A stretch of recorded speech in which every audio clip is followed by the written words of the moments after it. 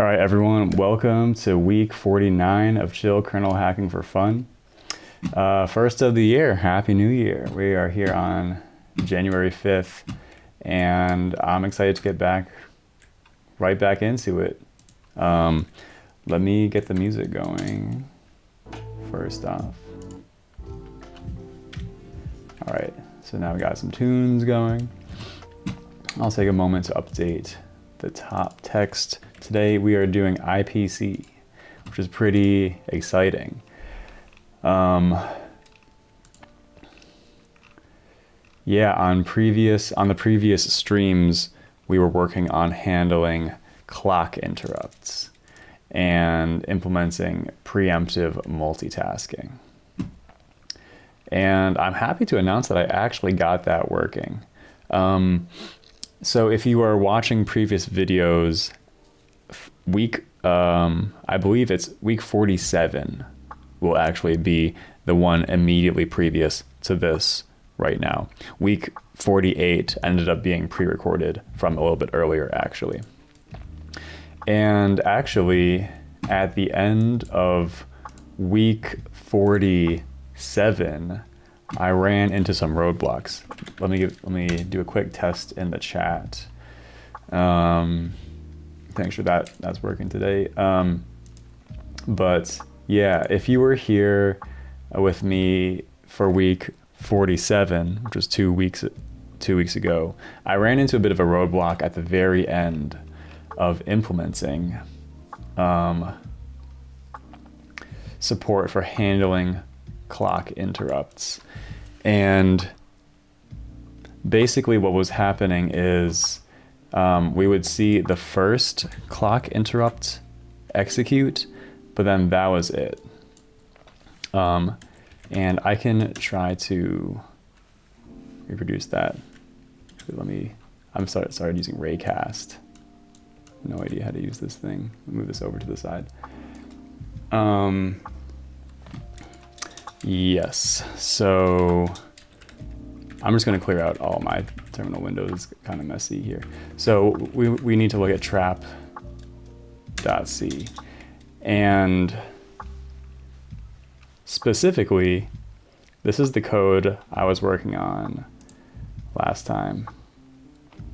Hello, I don't know how to pronounce your name. It looks Cyrillic of some kind. Hello, though, welcome to the stream. Thanks for joining. So yeah, right. So last time we were working on handling the clock interrupt, the timer interrupt. And I was having a problem. And I'm going to leak the fix, but here's what I had previously, basically. We've configured the pick to give us interrupts on some kind of frequency. And those get, interesting. Yeah, those get handled via all these interrupt request lines, but specifically I think it's RQ0 is the one.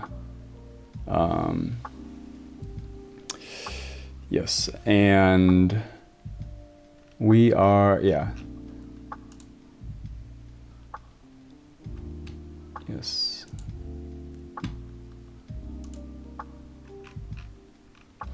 Yeah.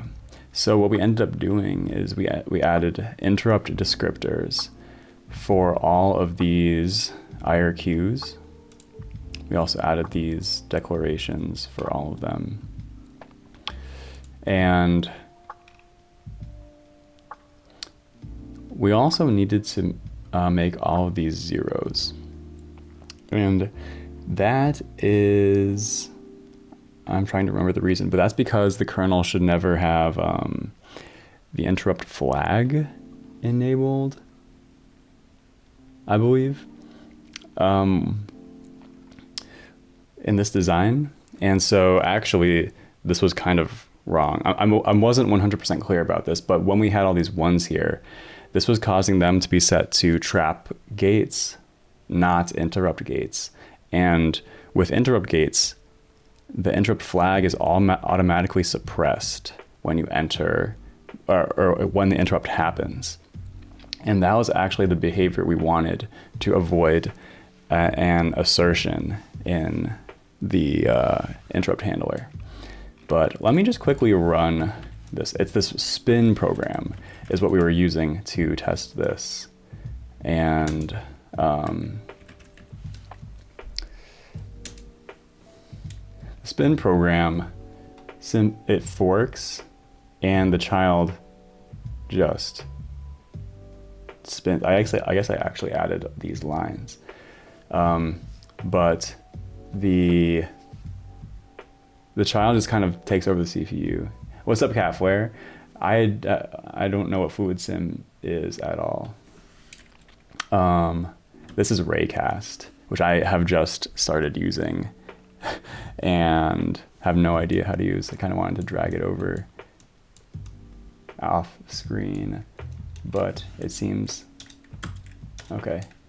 Yeah, I don't know what Festo. I don't know who Festo is. But yeah, what's up? Happy New Year, Cat Flare also. So yeah, the child just takes over and like hogs the CPU if it ever gets control. And code meter there. Yeah, no, still I have no idea what that is. So if we run the kernel right now, I have intentionally broken our handling of the clock interrupt just now. And so what we're going to see is that basically the system locks up. The parent is going to yield, which allows the child to execute. And that's the point where the kernel is going to lock up. Yeah. So that's what is happening. And we had one timer interrupt that apparently happened because I have this print statement when it says handling, when we get the timer IRQ. And that was the state we left off in stream 47, which was 2 weeks ago. So now we're here in stream 49, and so I was pretty worried about that. I couldn't understand why we were not getting more timer interrupts, but I did a little bit of research and I realized that as part of interrupt handling, you actually need to make sure to acknowledge interrupts. I didn't know that. Actually, it has that commented here, and so that was kind of, I think I was actually putting my code here or something like this. But yeah, I think for some reason in this kernel, they kind of want to separate the handling of the processor exceptions versus interrupts. And so that's kind of the way they had it. And so, yeah, so it's very important that we acknowledge the interrupt. Otherwise, the PIC does not send any more interrupts. And apparently, we acknowledge the interrupt via this, I believe it's writing to this memory mapped IO register for the lay PIC. I'm going to run the kernel again, and hopefully we should see that this fixes the issue.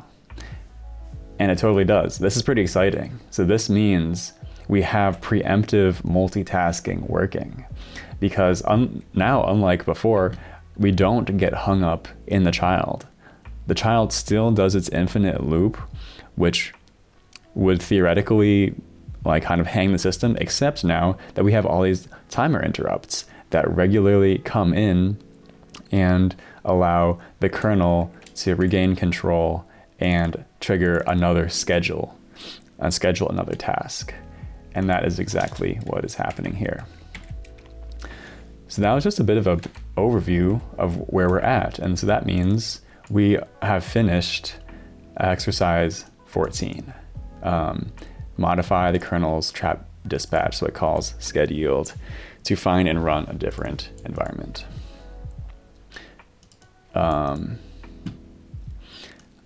Yeah, I'm going to take this opportunity to do some Git stuff. So here is a hunk we don't need anymore. That was me debugging some of this interrupt flag stuff. Let's see. This is not needed anymore. I think this is not needed either. This is important stage. This is, I don't know if I'll put this in the exact same commit. This is also important. This is also important. This is not important. And trap.h we now have, yes. Okay,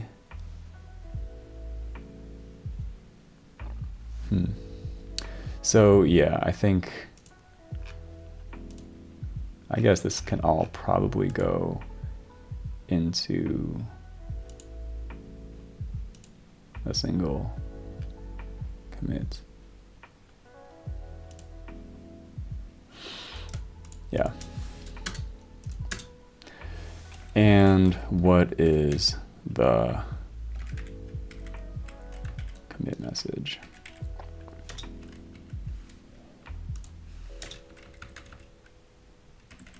Why? What is going on? Okay, my Vim was like totally hung up there. Strange. Okay, so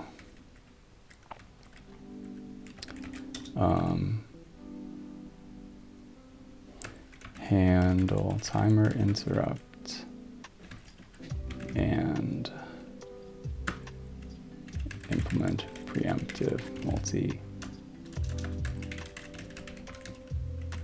It's a bit, okay. Add interrupt handler stubs for IRQs 0 to 15.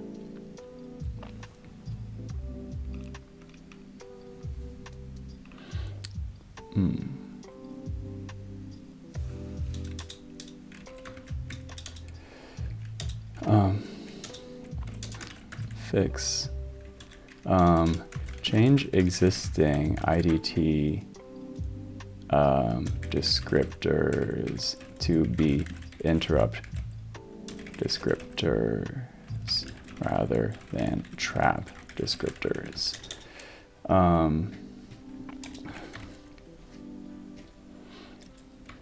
This wasn't a problem before. So I need to actually think through this quickly for 1 second. So now, so the reason, so we were having problems when these were 1,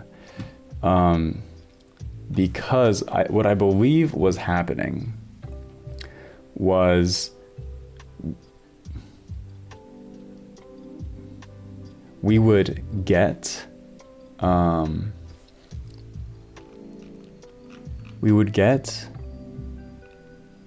the timer interrupt. It would come in and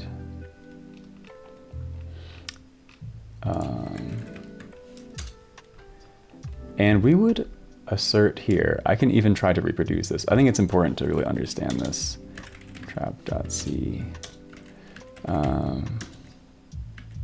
set gate. Yeah. So for example,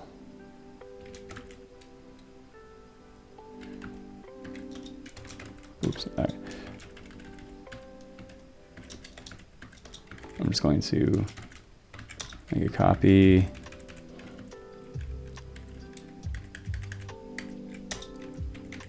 If we set these to 1, like it was previously, I'm pretty sure we're going to get an assertion right here. Yes.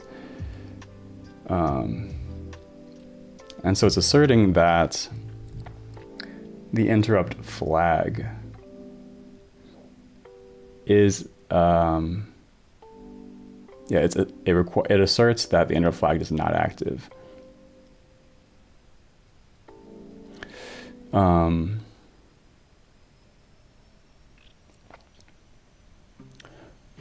Right.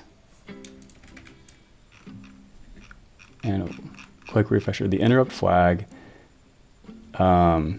means that interrupts are enabled. And so in this design of our operating system, we just make a simplification and we do not allow interrupts while the kernel is running, basically.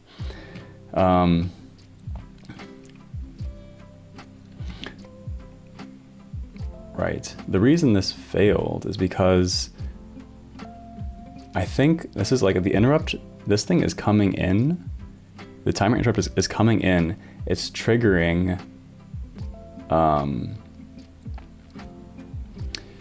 the interrupt handling path.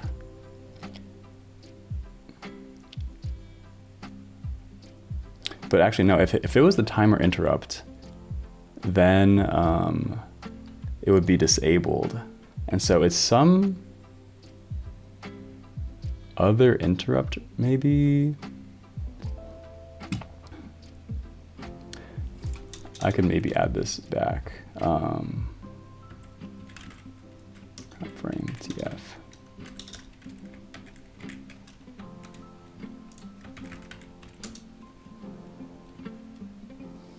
Is a system call that came in.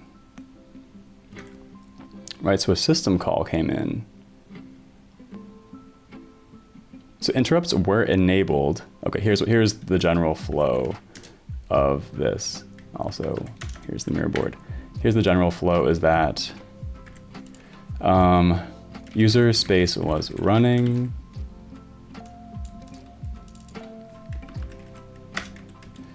Interrupts are enabled. This is what we see in, we just looked at the diff or the hunk.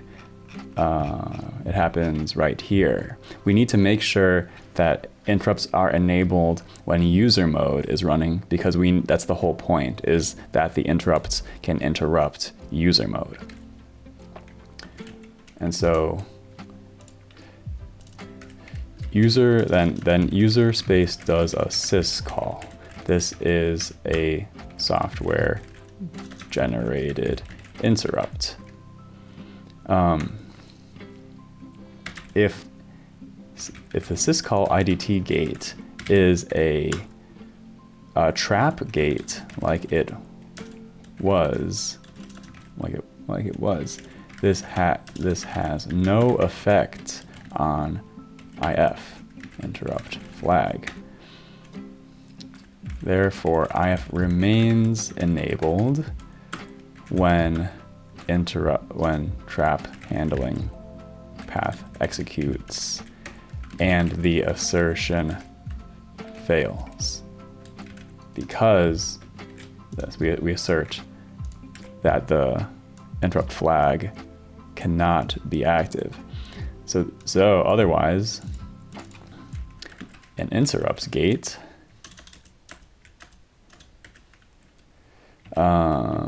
this suppress this clears the interrupt flag. Afnan, what's up, man? Test 1. Thank you for the test 1. Also, Happy New Year. Nice to have you back. So this is like a bit of a. I'm just explaining this sort of little detail about something I had to do for interrupt handling. Okay, so we had kind of a choice to make here. We could either leave it like a trap gate, but that fails the assertion, because if any of the previous processor exceptions is triggered, it's not going to do anything to the interrupt flag, and it'll leave it active, which will cause the assertion to fail. So therefore, if we don't want that assertion to fail, we need to make sure that the interrupt flag gets disabled for basically any entry into the kernel, which means this clears. This means the assertion won't fail, right? And so I'm just going to delete this hunk now that we don't need it. But that is just helping me understand why we needed to make these changes. We needed to change all of these ones to zeros to convert them into an interrupt descriptor. Hey Esteban. Yeah, I am kind of developing my own kernel. Like, strictly speaking, I am following this coursework where it guides me through writing my own kernel. So I have not written 100% of this, but I plan to. After I finish the course, I'm going to start over and write my own kernel. Change existing IDT descriptors to be interrupt descriptors rather than...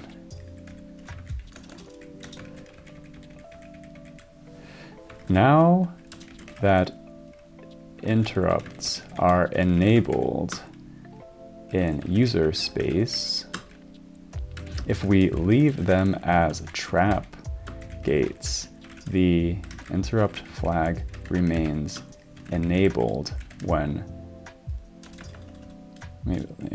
during the trap handling code. This causes an assertion to fail, which requires that are disabled when we enter the kernel.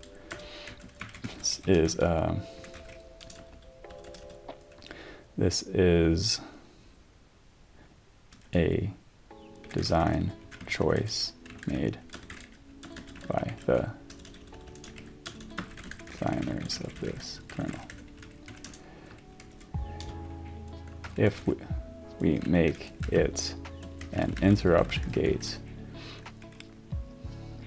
the CPU disables interrupts.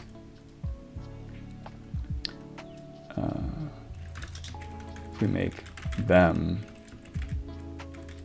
interrupt gates, interrupts when they are triggered, which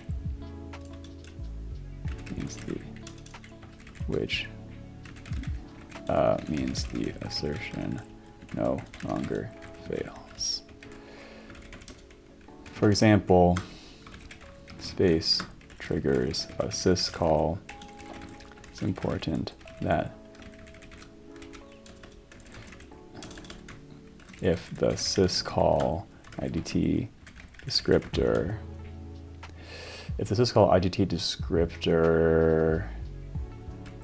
is a trap gate, the trap handling function will assert. Okay, what else is in this commit?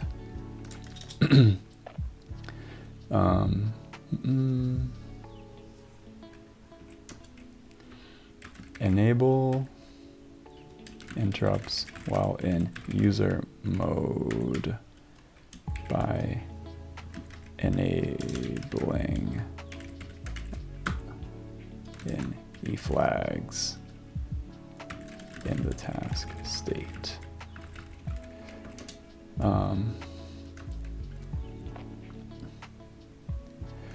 Re-enable interrupts in sched halt. That runs when there's no tasks to execute. We put the CPU into a halted state and then rely on a future timer interrupt to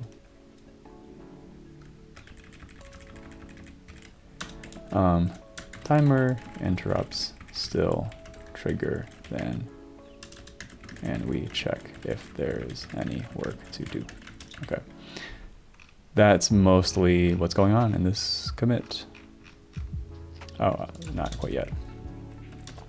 Handle the timer interrupt.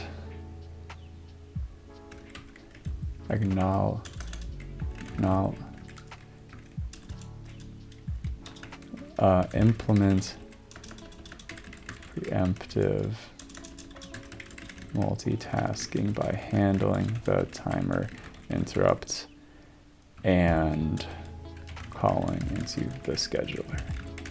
Okay, awesome. So that is our commit. And yeah, okay. And that brings us, okay, that brings us to do some regression testing.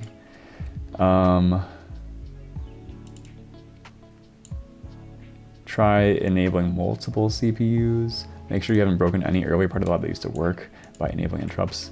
That's a good fork tree. Does fork tree still work? Yes, fork tree still works. Also try running with multiple CPUs. Let's try running fork tree with 2 CPUs. I wonder if this will work. I think that did work. CV1 starting, yeah. Run make grade. Grade lab 4. All right, I'm running the grading script for lab 4. And we've been passing pretty much all of these incrementally. Wait a sec. Okay, we're not going to pass these tests at the end, which are about IPC. But eventually we will get to that, I think. So the last test that we should pass is stress sched. We should test. Spin, okay, good. So that's great news. So we passed all of the relevant tests that we are supposed to pass at this point. Spin and stress sched. We score 86 out of 50, just like it says.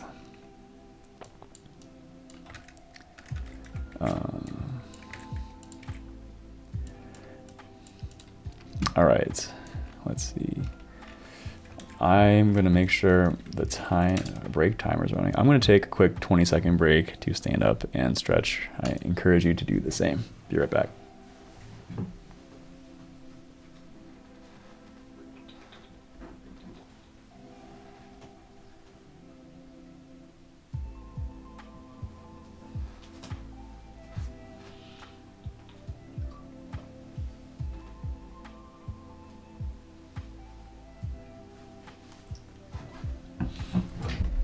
Okay. Nice. Okay. What are you doing, bruh? What's up, Afra team? I am doing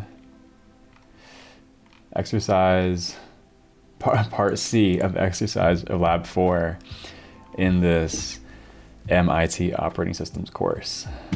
That's what I'm doing. What are you up to? Okay, IPC. So this is pretty cool, actually. IPC is pretty legit. I don't really know how this is relevant to clock interrupts and preemptive multitasking. But for whatever reason, that's part of this lab. And so with IPC, we're now going to allow the different processes on the system to communicate with each other because they currently cannot communicate with each other. Processes can run code. They can also fork other processes and kind of fork children, but they cannot talk with each other, basically. So that's kind of a pretty basic feature of an operating system, is it allows processes to communicate. What's up, Slide? I am doing kernel. I mean, it's mostly development, but yeah. But I would call it hacking also. A lot of people call it hacking. Okay, let's read through this. So we've been focusing on the isolation aspects of the OS. to provide the illusion that each program has the whole machine to itself. Another important service is to allow programs to communicate with each other. The Unix pipe is a canonical example of processes communicating with each other. There are many models, there's many debates about what works best. We won't get into the debate, but we'll just implement a simple IPC mechanism. Cool. Okay. We will add a few additional system calls that collectively provide a simple IPC mechanism. You will implement two syscalls, receive and try send. Then you will implement two library wrappers. The messages that user environments can send to each other using JAWS IPC mechanism consists of two components: a 32-bit value and an optional page mapping. Allowing environments to pass page mappings in messages provides an efficient way to transfer more data than will fit into a single 32-bit integer, and also allows environments to set up shared memory arrangements. That is interesting. Hey Ethan, what's up? What do I do for a living? I work as a software engineer. I work in the music technology industry, and I work on like synthesizers and a digital like a digital musical instrument. Yeah. Interesting. Thanks for asking. Yeah. I do not do operating systems development really in my job. This is just for fun. Okay, so pass. Also shout out to someone who's putting the hearts in the chat. Appreciate that. I appreciate the support.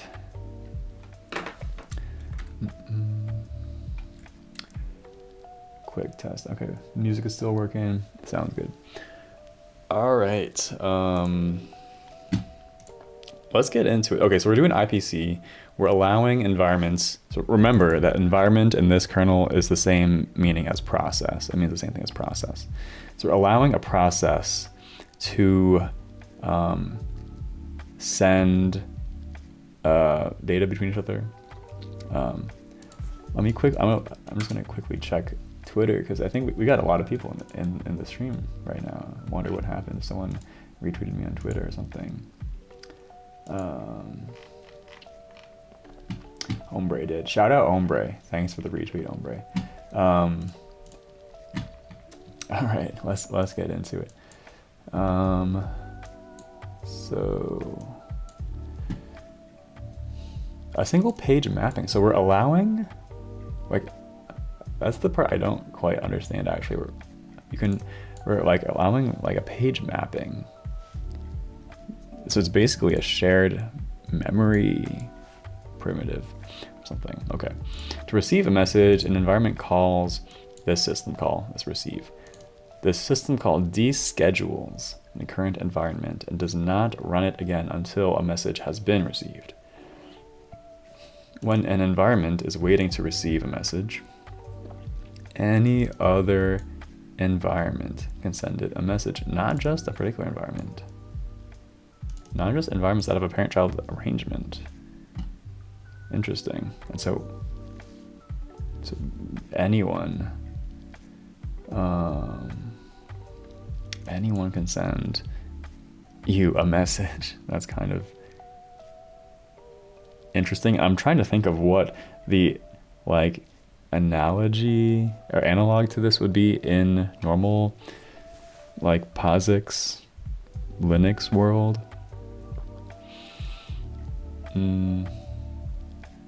Maybe something like a named pipe. I think like it's not a normal pipe, because with a normal pipe you need to have a parent-child. You usually have a parent-child relationship with a normal pipe. With a named pipe, it creates a file system entity, and I think anybody can send data into that.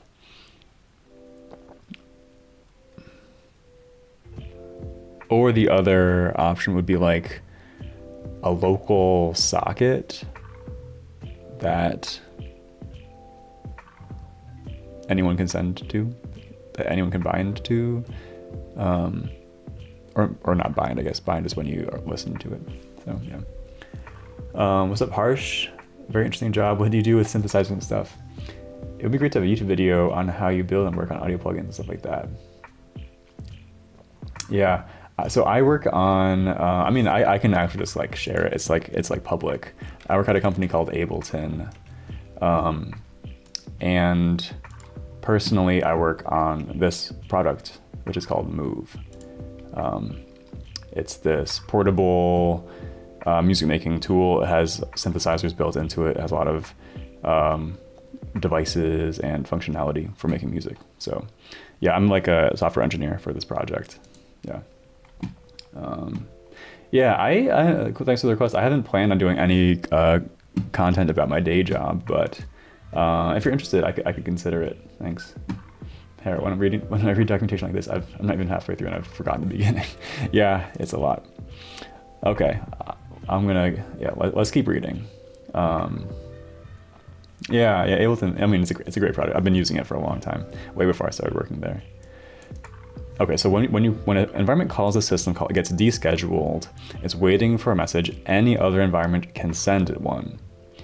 IPC syscalls are designed to be safe. An environment cannot cause another environment to malfunction simply by sending it messages. Okay. To try to send a value, an environment calls a try send with both the receiver's environment ID and the value to be sent. If the named environment is actually receiving, so it called this thing, didn't get a value, then the send delivers the message and returns 0. Otherwise, the send returns this error code to indicate that the entire environment is not currently expecting to receive a value. Okay. A library function in user space will take care of calling this and then looking up the information about the received values. Interesting.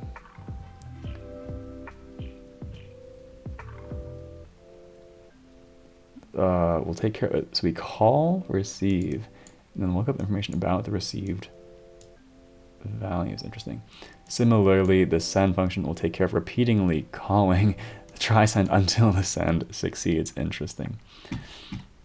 Okay. So that's the basic way this operates. You call receive on one side and then you block.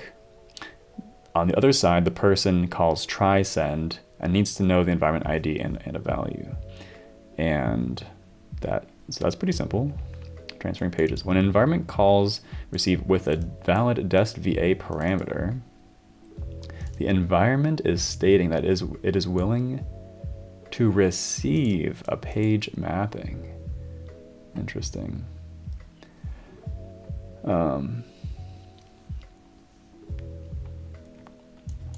Yeah.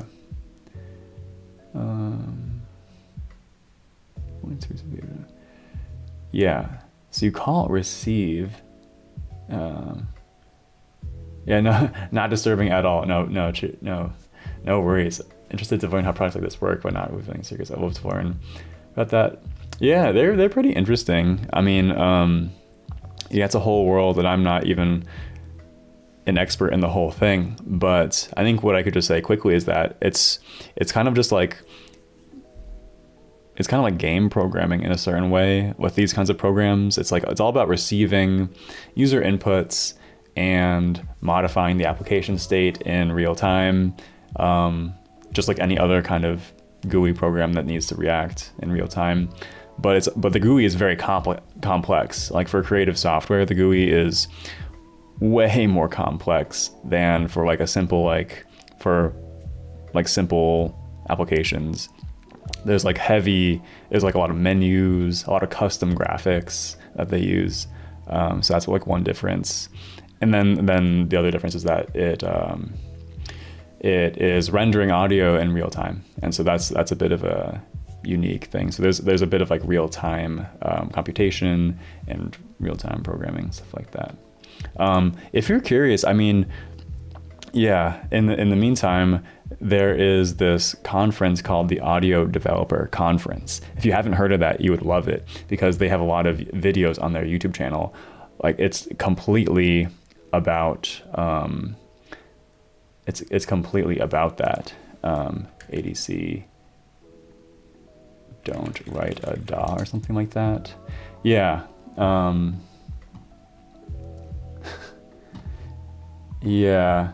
So Harsh, if you are interested in learning more about this was personally my favorite talk of ADC 2023, and it's all about how digital audio workstations work, like Ableton and FL Studio and like all those sorts of stuff. And it's basically saying like you shouldn't write one because it's an insane amount of work. Yo, Lizard, what's up? Dude using light mode, doing nerdy shit, very nice. Not for long. My text editor is still in dark mode, but yes. Yeah, and also Happy New Year, Lizard. Hope you're doing well. Hope you got that grind set on for 2025. Okay, so we're doing IPC today. So you can call receive, and you can also pass a virtual address parameter. And that means the environment can receive a page mapping. If the sender sends a page, then that page should be mapped at that address in the receiver's address space. If the receiver already had a page mapped at this page, then that previous page is unmapped. That is interesting. Okay. Working on an RV32. Is that an I or an L? I can't tell. RISC-V 32-bit L core. Nice. That sounds super interesting. Like you're making a core, or what does that mean actually? So when you try send with a valid source VA. Below you top. Yo, what's up, Thomas? Death metal kernel hacking. Yes, exactly. That is absolutely right. Death metal kernel hacking. Yeah, thanks for popping back in. Cheers. Yes, on the FPGA. Okay, cool. That's awesome. That's super cool. So you can call environment try send with a valid source VA, and it means the sender wants to send a page mapped at that to the receiver with some permissions. After a successful IPC, the sender keeps its mapping for the page at source VA in its address space, but the receiver also obtains a mapping for the same physical page. Okay. As a result, this page becomes shared. It sounds so hard to use. Like shared memory, like I actually don't have a lot of experience with shared memory, but this sounds like such a hard IPC mechanism to use, because basically all it does is give you shared memory. And shared memory comes with concurrency issues and all sorts of problems. So this sounds kind of hard to use, but let's see. Either the sender or the receiver does not indicate that a page should be transferred, then no page is transferred. After any IPC, the kernel sets the new field blah env IPC perm in the receiver's env structure to the permissions of the page received, or 0 if no page was received. What? After any IPC, the kernel sets the new field in the receivers the permissions of the page received. Okay, interesting. Okay, implement IPC. Implement these syscalls. Read the comments on both of them since they have to work together. When you call this in the routines, you should set the this thing to 0, meaning that any environment is allowed to send IPC messages to any other environment, and the kernel does no special permission checking other than verifying that the target env ID is valid. Then implement these functions in user space. Then use some user space programs to test your IPC mechanism.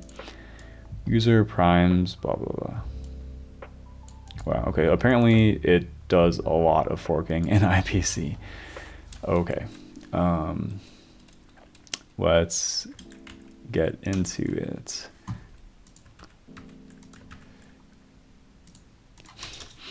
All right, well, the first one was IPC receive.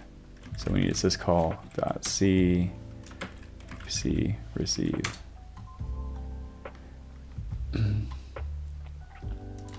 Okay. Block until value is ready.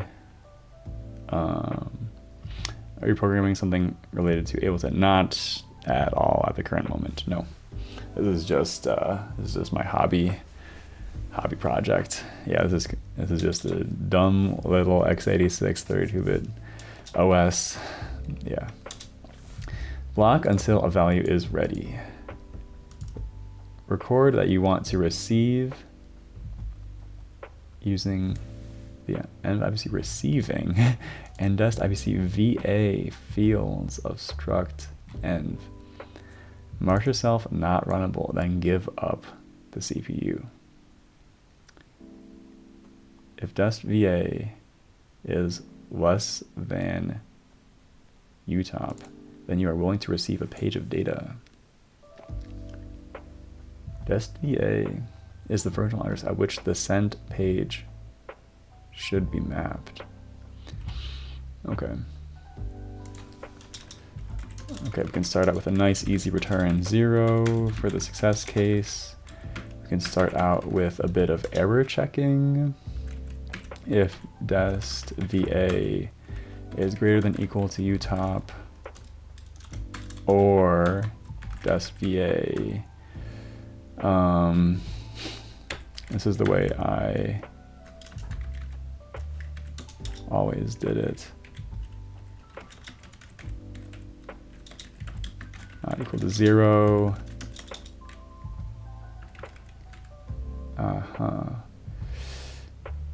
So evens pointer t,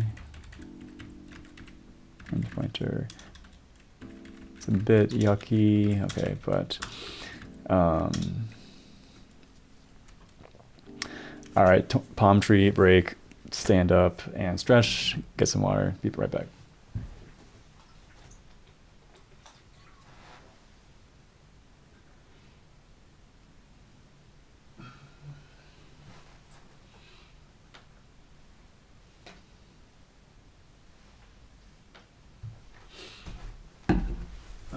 Okay. E in val.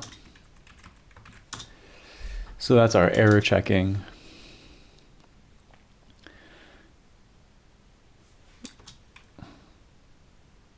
Wait a sec, whoa. E in val if it's less, but dest VT is not page aligned. So basically it needs to be a page aligned address below utop. So I think this is right.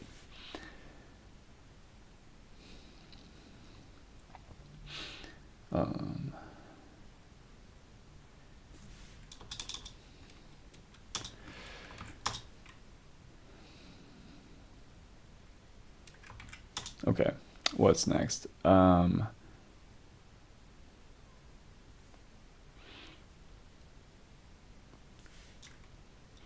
So I need to struct env. Can I m.h? So these are these new pieces of state that, yeah, that I have no idea what they are. We have a bool. So basically we need to keep some state to implement this feature, we need to record whether the task is currently in a receiving mode or not. Yeah.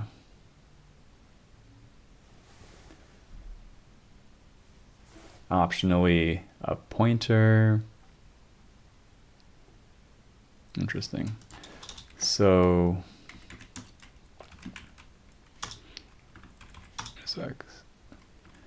env equals receiving equals true.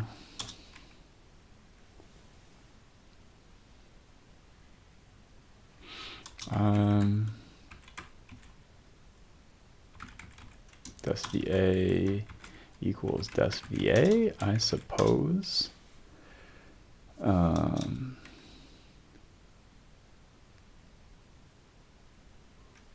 Mark yourself as not runnable.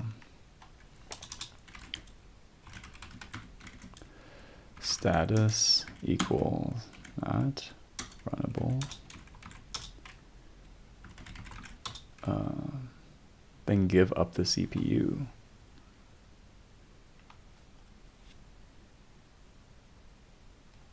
This function only returns an error. Yeah, right. So this function actually does not generally return. If I give up the CPU, it probably means called schedule yield.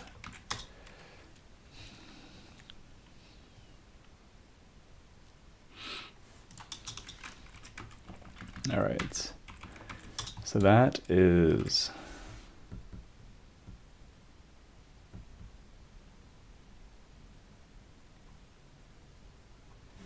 that's my initial attempt at implementing this.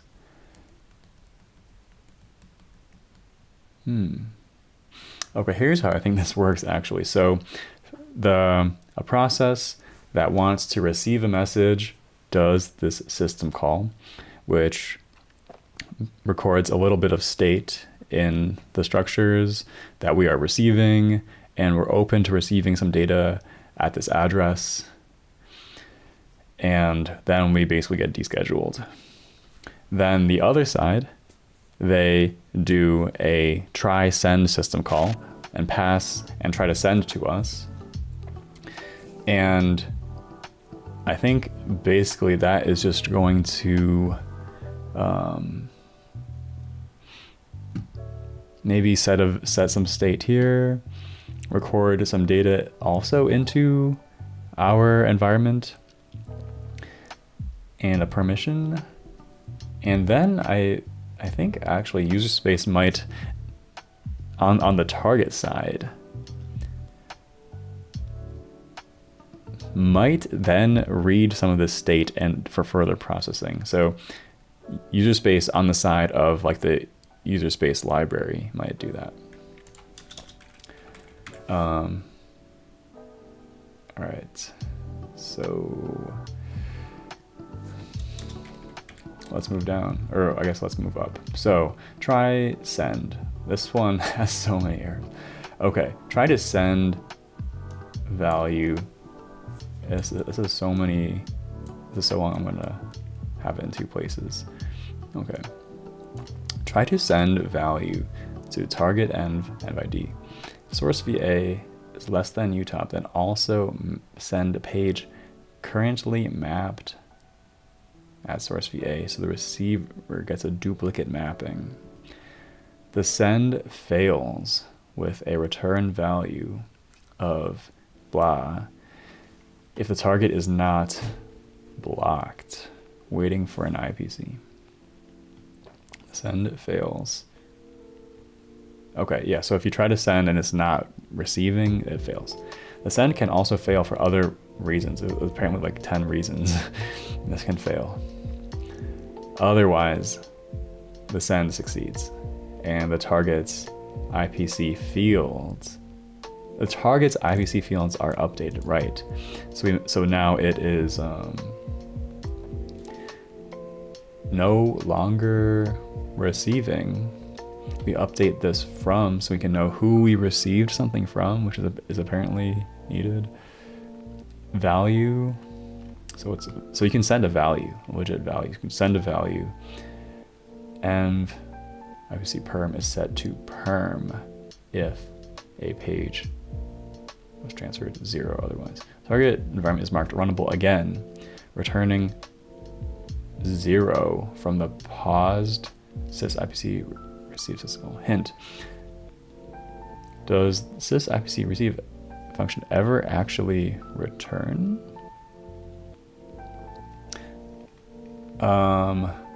Well, they kind of said like, no, we just drop into the scheduler. So like, not really. Well, we drop into the scheduler, which picks something else to run. No, I don't really think so. What's going to happen is the target is going to call here, drop into the scheduler, which doesn't return. This just goes and picks something else to run and then drops into it. The only way our original receiver gets control again is someone else is going to, like some other task, or maybe the timer interrupt is going to come and hit scheduled, and it's going to choose that task and then drop back into it. Scheduled, we kind of forgot how I want to. Do we save the state somewhere? I guess, oh yeah, the child's state is saved upon entering the interrupt anyway. So the answer, not really. If the sender wants to send a page, but the receiver isn't asking for one, then no page mapping is transferred, but no error occurs. The IPC only happens when no errors occur. Interesting. Okay, this is kind of complicated.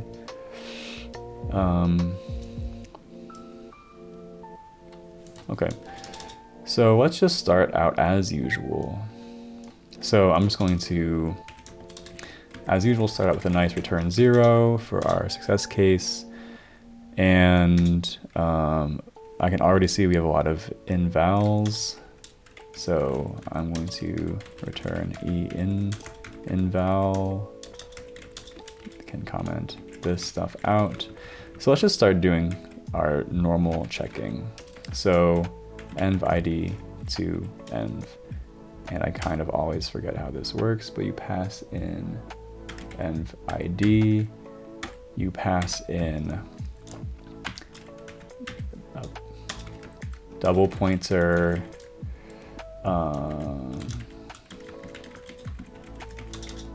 to this, and we're passing in 0 here. And then this is going to return something on success if error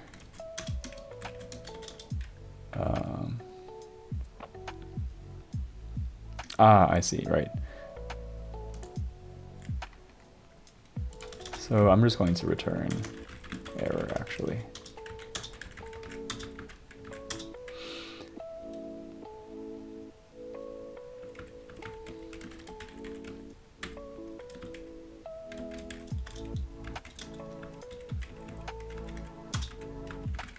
Okay, what's up? What's up, Kedar Codes? Hello. Thanks for joining. It's got my error variable, so who knew writing your own S could be so complicated? Man, I wish. Yeah, I think things can get much more complicated than this. Yeah, this is kind of just scratching the surface. So first of all, we need to take this env ID. So a caller is trying to send to another process. So first, we need to validate that that is even legit at all. And then we get, are you on macOS? Yes, I am on macOS. And it actually works pretty well even for kernel development. I'm not having a bad time with it at all. So then, now we can,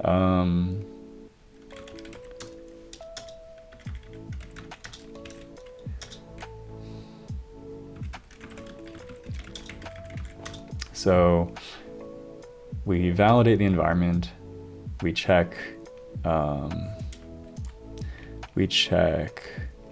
if it's receiving at all. Actually, no, I think we should validate some more stuff. So we validate the environment.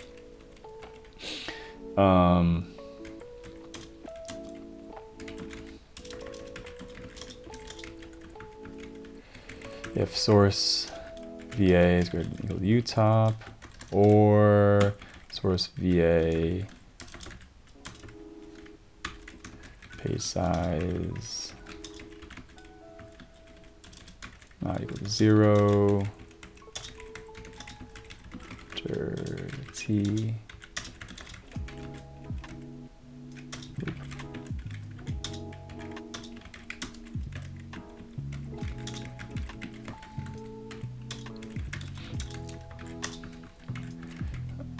Okay, basic. At first I thought you're a Linux fanboy. I don't know. I would not say I'm really a Linux fanboy. I'm a big fan of Linux from like a system perspective. Yeah, I would say that, but I don't really use Linux as my daily driver. Yeah. Yes.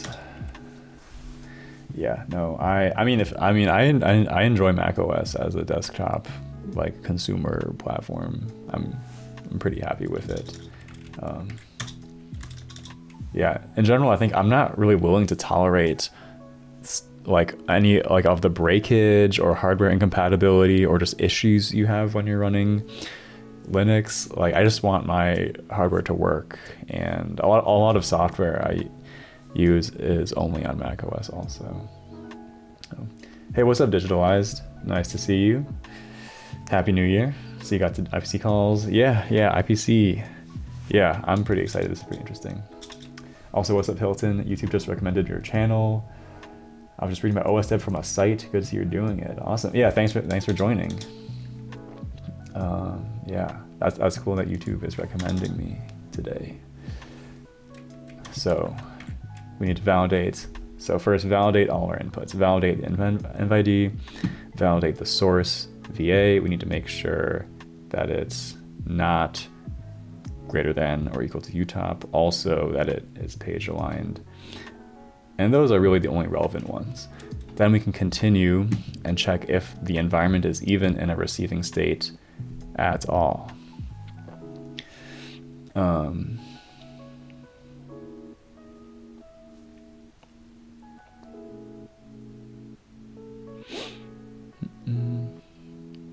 Oh, and the perm is inappropriate. See, says page alloc. Interesting. So perm check.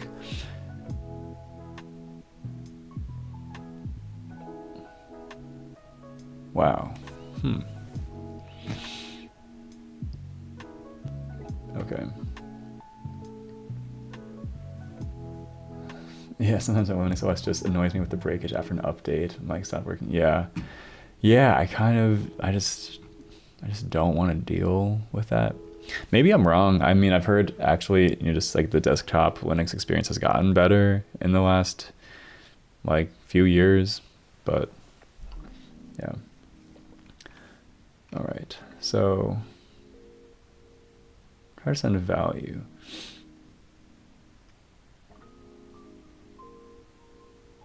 So we send value. IPC only happens when no errors occur.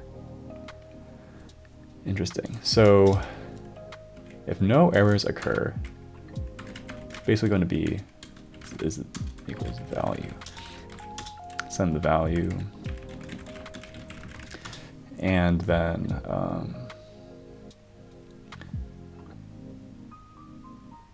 the page map. The sender wants to send a page. The receiver isn't asking for one. No, right. Otherwise, the send succeeds, and we update all these fields. We can just quickly do that.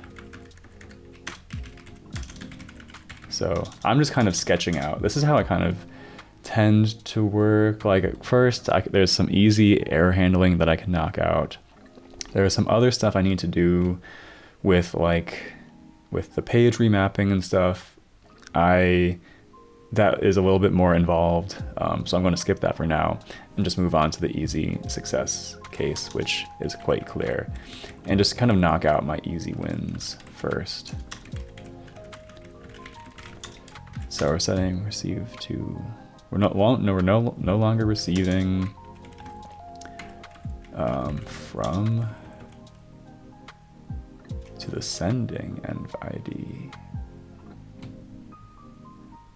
How do we get that again? Is it, okay. Okay, I'm gonna label this a little bit more descriptively. I'm going to target end. I'm gonna call this target end to make it clear which environment we're talking about. And so target env cur env ID, right? Target and value and perm is set to perm. If a page was transferred I see. So this is set to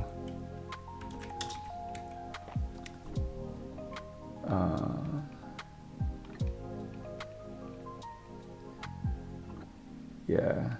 Have you read the Linux Bible? No, unfortunately. I've not. Would you recommend it? Also, what's up, Ismail? Yeah, Happy New Year, best wishes. Thanks a lot.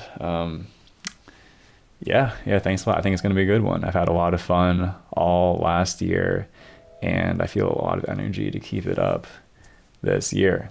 There's plenty of work to do still, and I'm having fun with it. So yeah, thanks for being along for the ride for like a year now. So I need to set this conditionally based off of if a page mapping is transferred. So under what conditions does the page mapping happen? So source VA must be valid. We've already validated that. Well, maybe not completely, actually.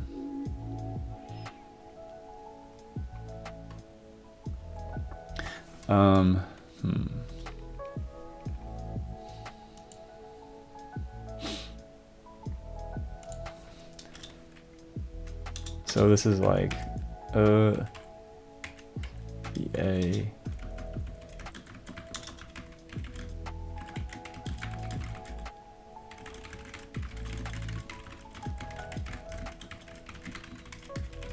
Okay. Success path. Okay. So nice. So we still have a bunch of other checks we need to do. So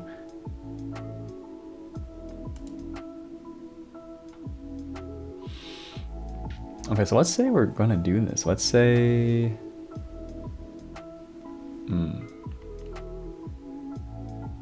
well,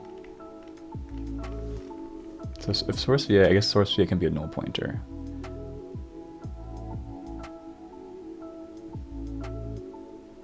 Oh, I also got this wrong.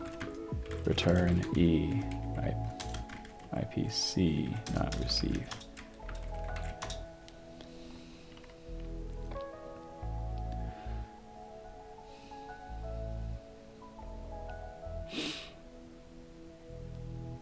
The source VA is not mapped.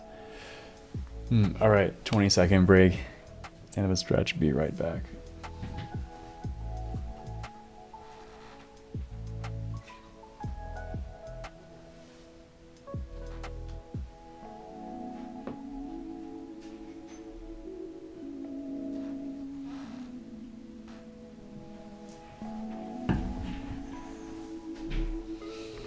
But source VA is not mapped. Right.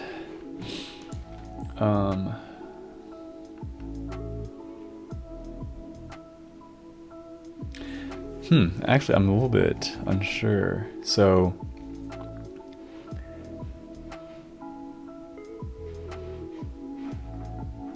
what happens if you don't want to send a page mapping? What do you do?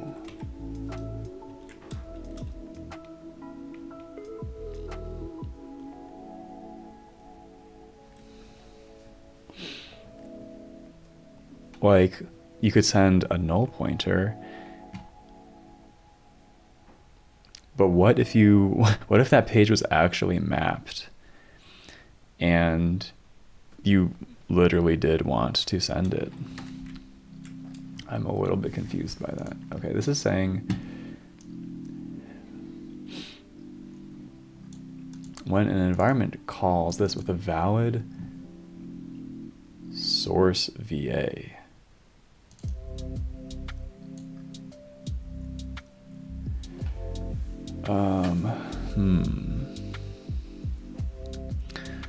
What's that, Evangelos? Are you studying the Linux kernel? No, actually. It's this thing called JOS, actually. Yeah, a lot of people think it's XV6. No, it's actually not. Yeah, common misconception. Okay, when an environment calls this with a valid source VA, it means the sender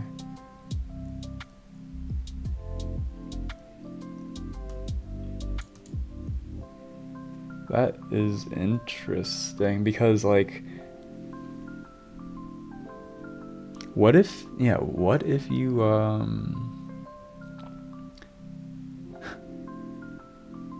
what if you just don't want to send a page?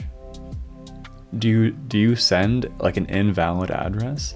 And are these functions supposed to not error?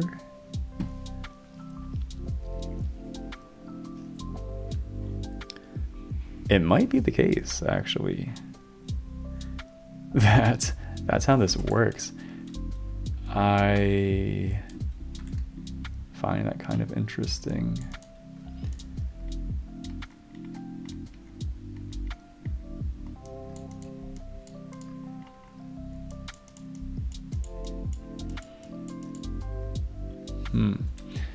Okay, so maybe I misunderstood this. Maybe actually it's incorrect to do this.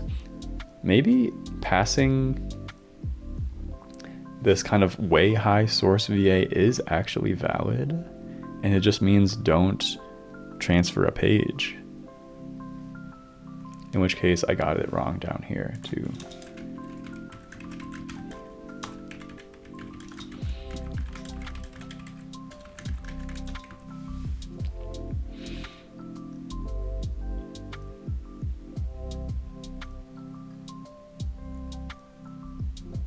Yeah, I mean, what I implemented for the check and this comment do not match. This is a bit of a stricter check.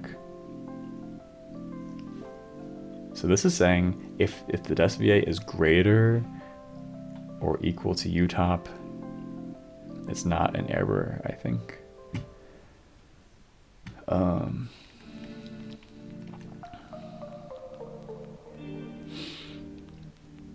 Yeah. Okay, so,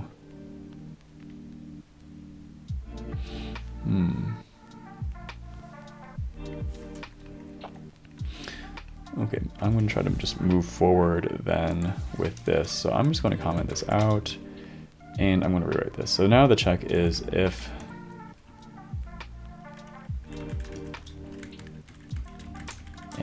it's less than utop and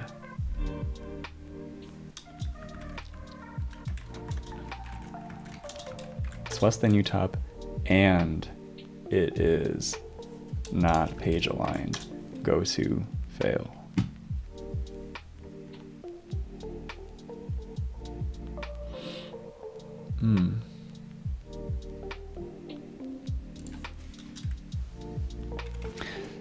this.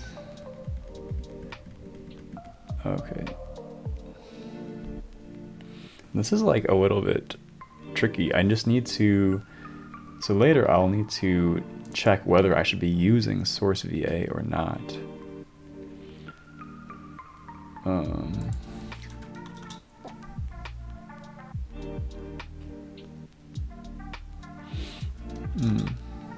And I should only be using it if it's less than utop. This is like kind of weird. Okay. So I'm just going to make a bool has user source VA, or maybe is source VA user space. And that is just going to be, oops.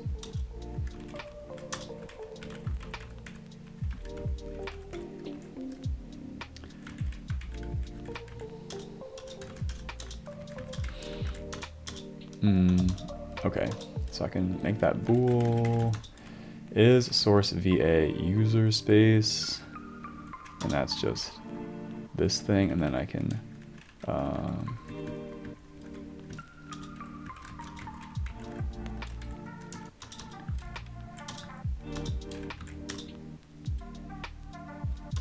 so okay, so this is checking if the address is in user space. Okay, that's the first thing. Second thing, so if the address is in user space and it's not page aligned, we fail. Apparently otherwise we can keep going.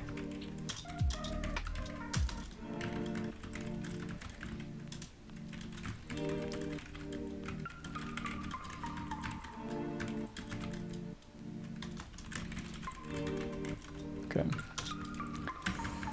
so we do that. This, and then now it's time.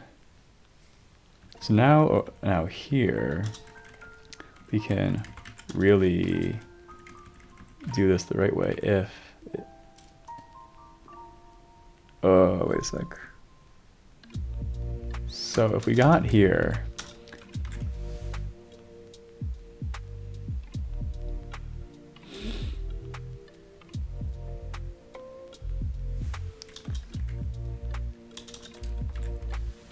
so basically, sending like a kernel address is kind of the way you indicate that you're not sending a mapping, I think, which is super weird. Maybe I should name this more appropriately. I can name something like is sending page. Just for the moment, I'm just going to make this kind of dumb naming alias. I is sending page. Oops. Whoa. Did not mean to do this. Is sending page. So if we're sending a page, then we use the perm. Otherwise, the page was transferred. 0 otherwise.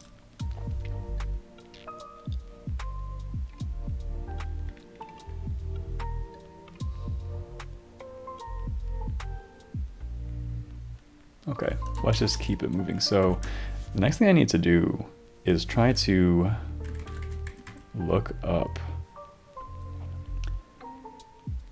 that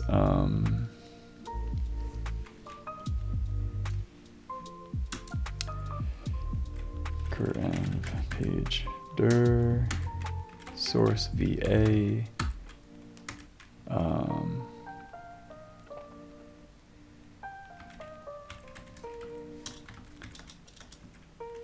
what is this? This is a pointer.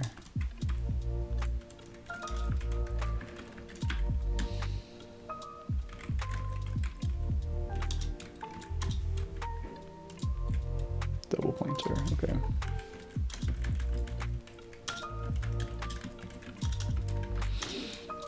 Okay, so we're trying to look that up. and we get a page info back.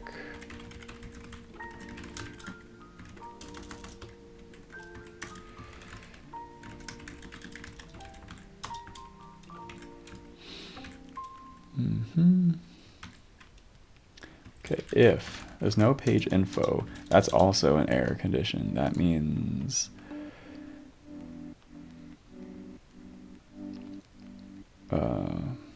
source VA is not mapped.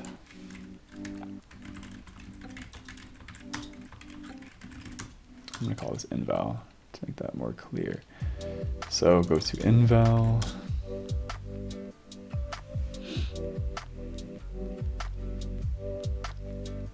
And the permission is inappropriate. Sys page alloc. Perm inappropriate might mean that we're trying to map it with permissions that do not fit this mapping. Or so we have perm is inappropriate. What? So this page of memory, it's mapped in with specific permissions, like it's read only, for example. And then we're trying to kind of teleport this over into another process. And if it, for example, if it's a read only mapping, that probably means it should only be read only in the target process also, I'm going to guess.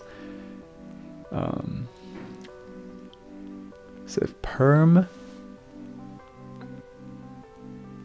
and PTEW, if it's writable, but source VA is read only, right, exactly, that's what I just said. So if source VA is read only, but we're trying to put it over into the target with a writable permission. That's this thing. So that's in. So if it's PTE and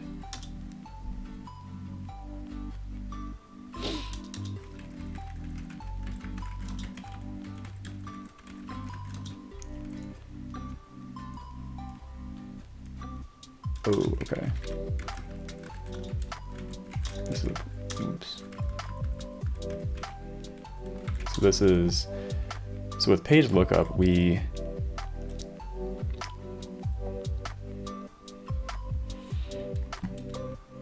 honestly, also page dir walk maybe gets us this. Maybe page lookup is totally not needed, actually. Dir walk, and in this case, false.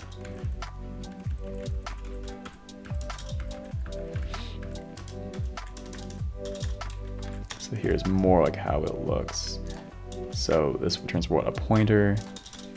So source PTE. So if we don't have source PTE, okay. Otherwise, if source PTE is not writable and perm, go to inval. So if source PT is not writable, but the perm we're trying to pass in is writable,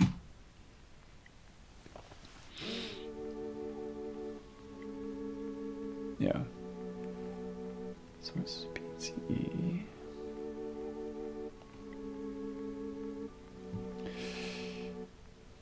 That's also e-inval, okay. But then what is this? So what does this mean? Sys page alloc, I kind of forget. So what's up with this? Allocate page of memory and mark it at VA with permission perm. Page's contents are set to 0. Page is already mapped, it's unmapped. And there's all these conditions on the perm.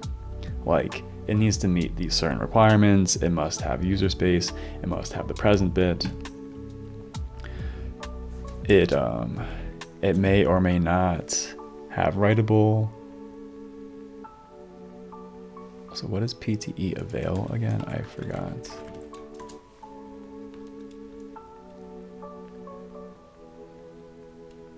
Okay.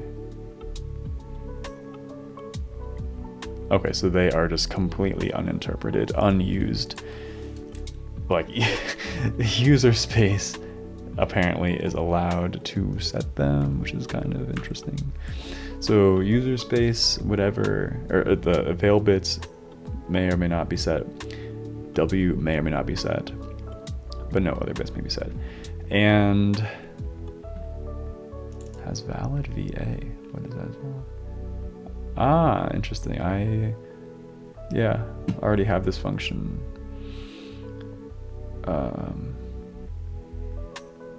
It's slight. Wait a sec. No, actually, legit. This is exactly what I've typed over here, basically. But more importantly, has valid perms is what it's saying.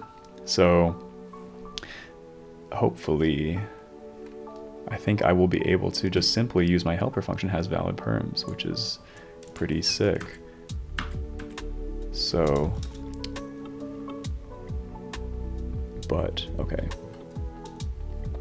The perm is inappropriate. So, but the perm, okay, so,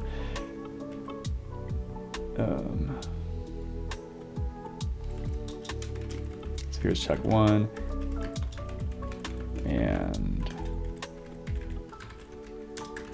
has valid perms, perm, then go to e-inval.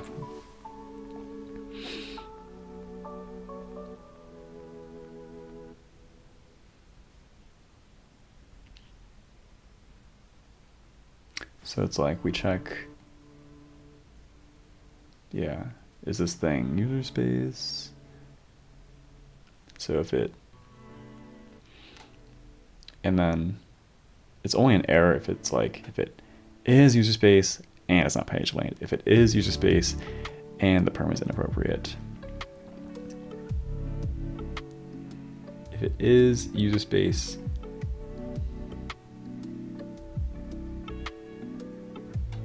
that's interesting. Oh wait, no, but this is, right.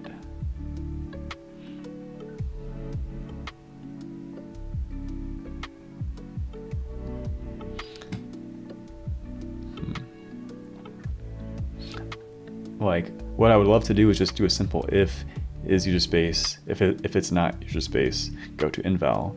But I don't know if I can actually do that.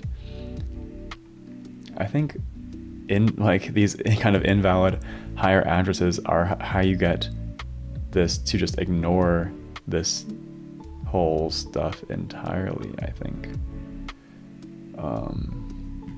So for example, I think actually I need to make a change here. I should only be doing stuff with this if it is user space.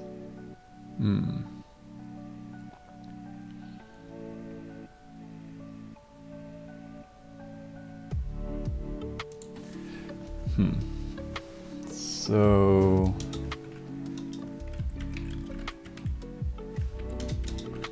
I'm just going to keep sketching this a little bit.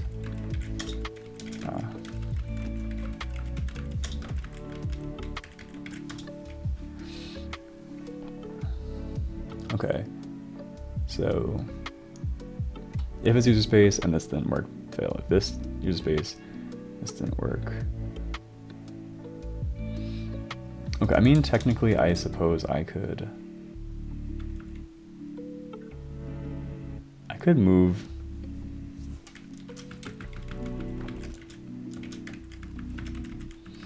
these also kind of in here, because it is a little bit silly to just have kind of these redundant checks everywhere. Okay, so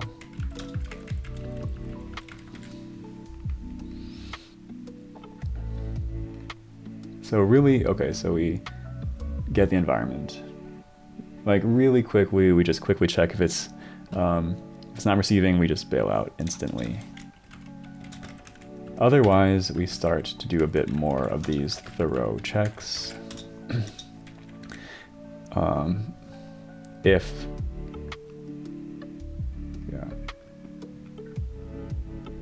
it's user space, like a valid basically page, we then put it through the ringer of like a lot of checks.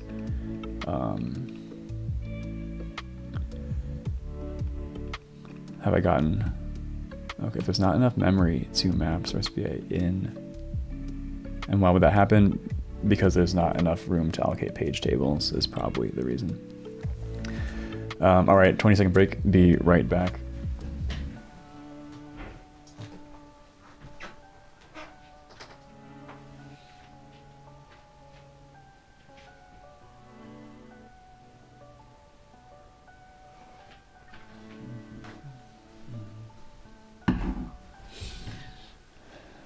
Okay, so validating all sorts of stuff. If it's use space stuff, is it aligned? Is the permissions valid? Did the page even exist in the current environment? Yeah. Do the permissions, are the permissions like kind of consistent? Are the permissions being asked for in the target consistent with the ones that currently exist?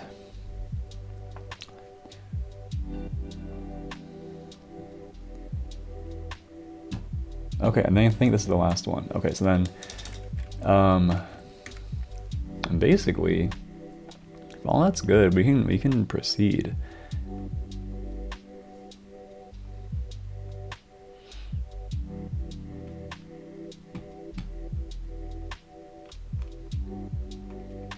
Target environment is marked runnable.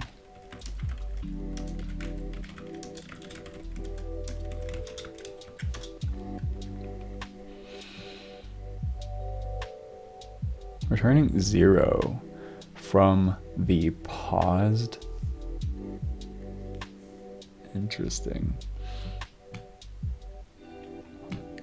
That's like a kind of interesting question. How do we do this? How do we make this return 0?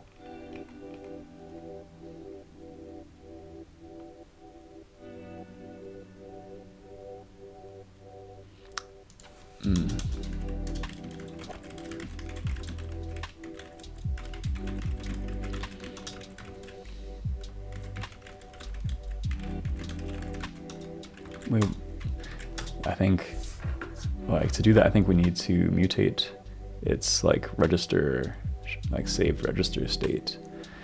Maybe. Okay. So we're kind of getting somewhere, I think. I'm going to clean this up a bit. So basically, at this point,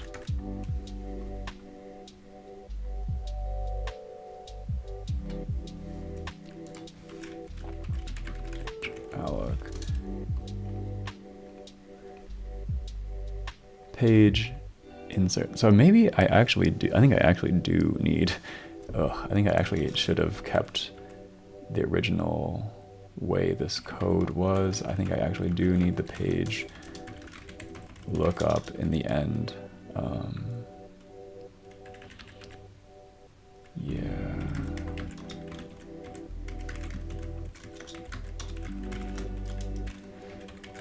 T. And this is not, it's the struct page info. Info, right. And then this becomes if not page info.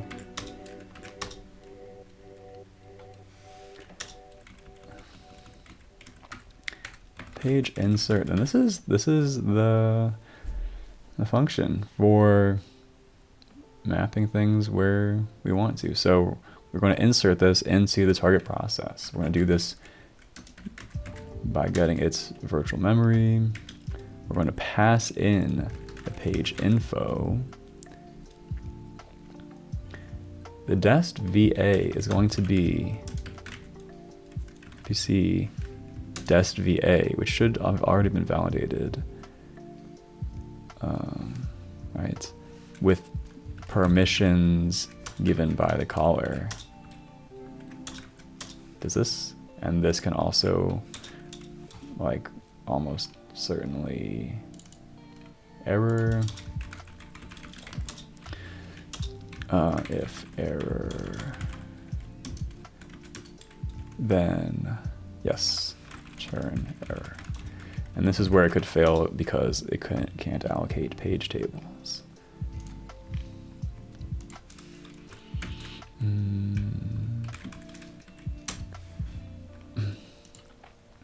Okay, so we did all of this kind of big hassle in order to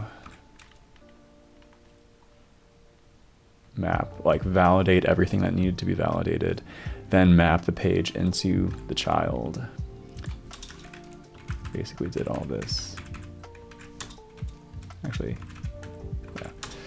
And then we're successful.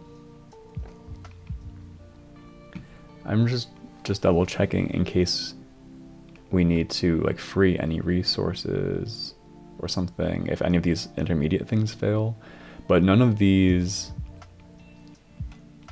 allocates a resource, so that's fine. And then we insert the page, and then it's kind of just easy goings. So we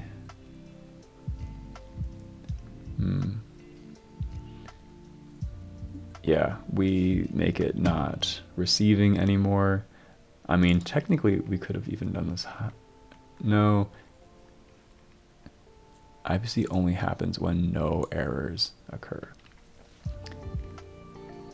So if we got to this point in the code, I think, yeah, no errors, all the error checking happened. And so the IPC is officially happening. We did the page insert.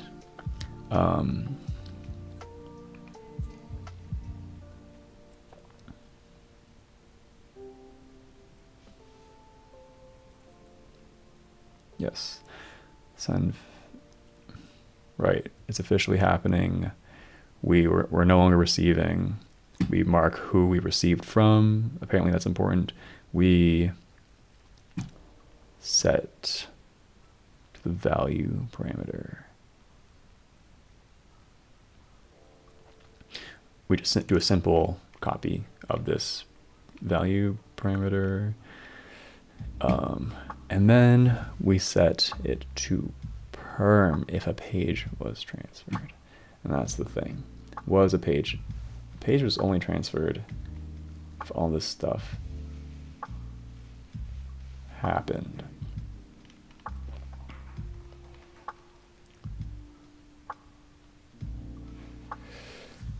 I think this is right. So I think I will actually get rid of this. I'll just call it this thing.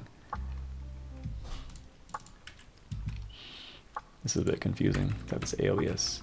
So if we got to this point, we either went fully through this process or this thing didn't happen at all. So if we, basically it either fully succeeded to transfer the page or we didn't do it. We didn't do anything at all. And this is like how we can tell basically. So if it was a user space page and we got to this point, it didn't error, so we copy the perms over. Otherwise, if it wasn't, we just put to 0, and then we mark it runnable again. Hint, returning 0 from the paused system call. We've done this sort of thing once before with this like kind of specific tweaking of EAX right here. We did this in fork where we made the child appear to return 0 from the system call. And I sort of think we need a similar thing here, actually. Target env tf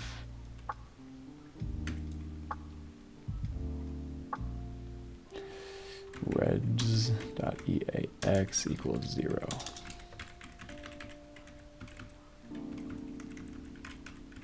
Something like that. I think so.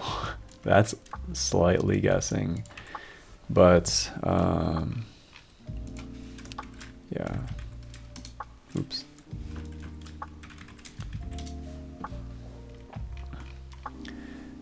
Returning 0 from the paused sys IPC receive system call.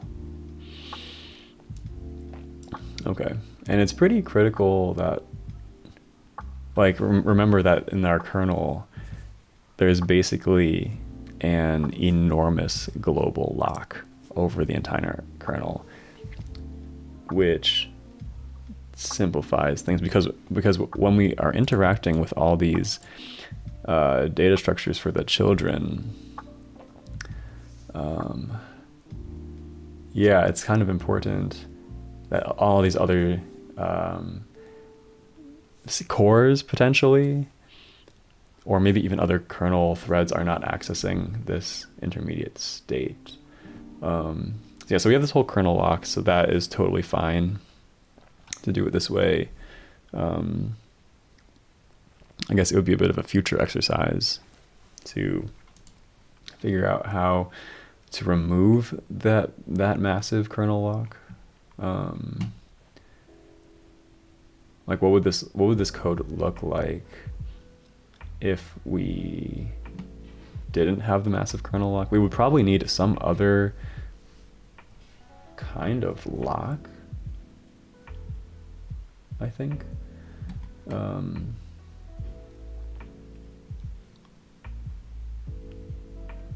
Yeah, something like that. Okay. What's up, Dr. Death Volt? Hello, welcome to the stream. Thanks for joining. Yeah, so I think this is basically satisfying the conditions. So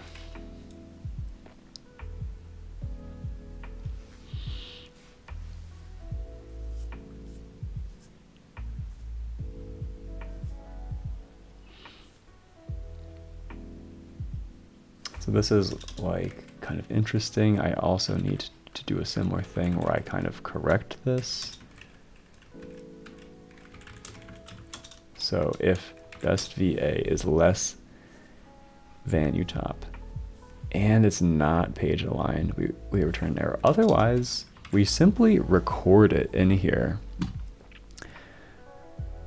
which is kind of crazy because user space could pass like a random kernel address, kernel pointer in here, and we would technically be storing it, which I really do not love, because that sounds all sorts of error prone, because then anyone that uses this needs to know that this is kind of untrusted input.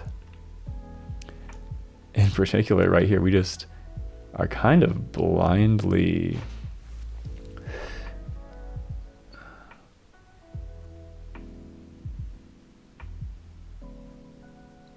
inserting there. I don't even know what would happen there, but like, let's say, yeah, like, let's say someone accidentally passed in like this weird kernel pointer into here.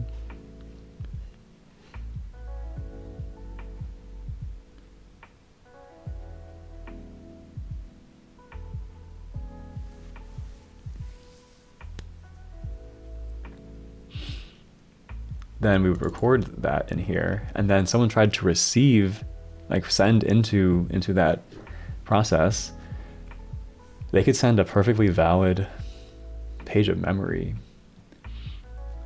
and we would we would actually try to insert it into that target at this arbitrary, untrusted location.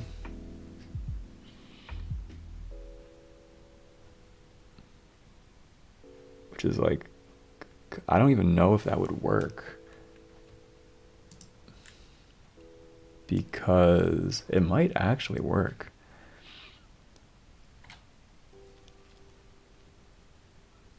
I think it might work because we would then just simply take this v-adder, try to look it up. Maybe nothing is there. Then we're just gonna get here and like walk the page tables and allocate and map something potentially into kernel memory.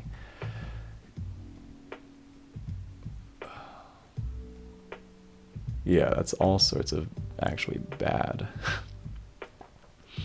I think that would actually work. So like process A can like pass in a kernel pointer into this system call, which is not rejected because the documentation doesn't say to reject that. It only says to reject it if it's less than there and not page aligned. So we would take that kernel pointer. Yeah, it's so sketchy. So what would happen if I tried to reject that? If I actually did reject this pointer, how do I indicate that this process is receiving, but it's not receiving memory? It's only receiving a value.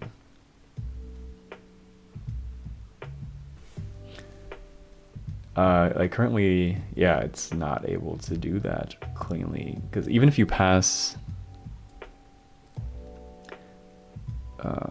a null pointer, like that is not a valid sentinel, because that could be a valid address you want to receive to in the target.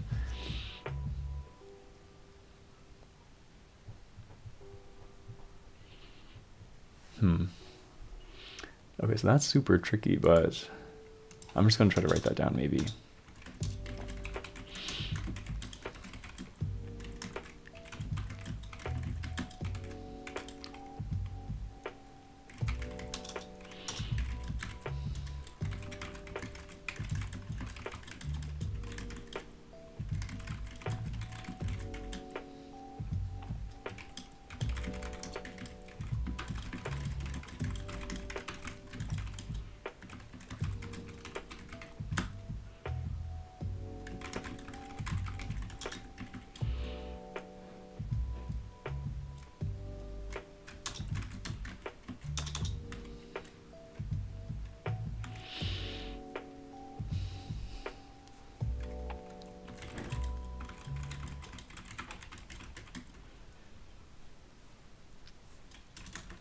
Kernel adders. How does user space specify that it's not open to receiving a page of memory, only a value? Pointer might work, but that would prevent receiving into that adder, which might be a legit use case. So in the meantime, what can I do? If this is valid, we store it. What happens if it's like this, a random kernel pointer? I don't think we should store it here. I think I would feel a little bit safer by just storing a null pointer, I think.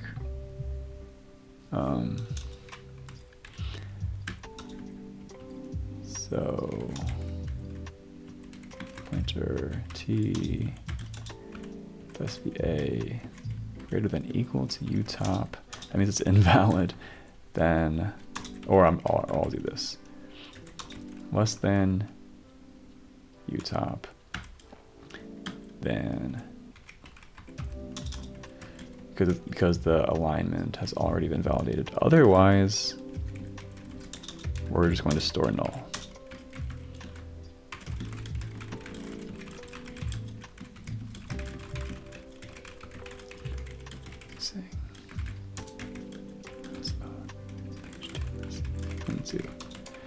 Sorry, user space. Okay, so now I want to do that.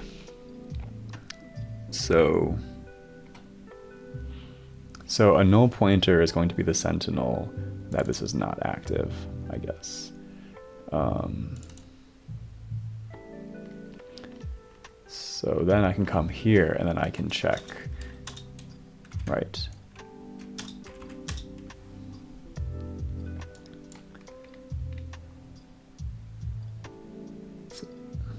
So if user space is receiving, not receiving, okay, then if their source is from user space, we can try to continue. But one thing we can just immediately check is, so if, okay, damn, okay, I'm gonna kill the palm tree to keep going. If target env dest va is equal to, well, this means it's not listening. It's not listening for a page. So we can make a choice about what to do. We could just completely error out. It's like you are sending a page to, one thing I just realized, I should actually,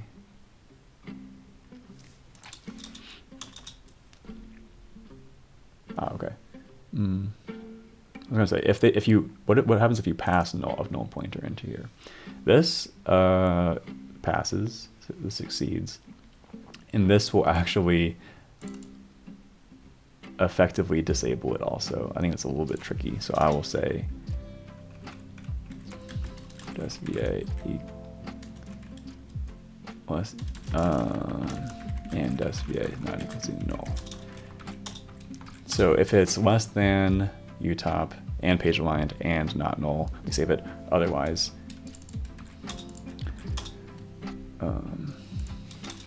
or I can just do this, right? Oh wait, no.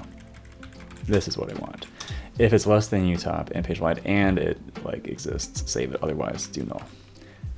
So then over here, up here, we can check is if it is null, this dest va is null, then I'm just gonna say go to inval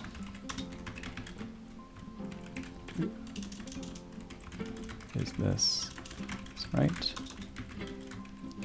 out if we are trying to send a page to a target that's not open to receiving one. Maybe I will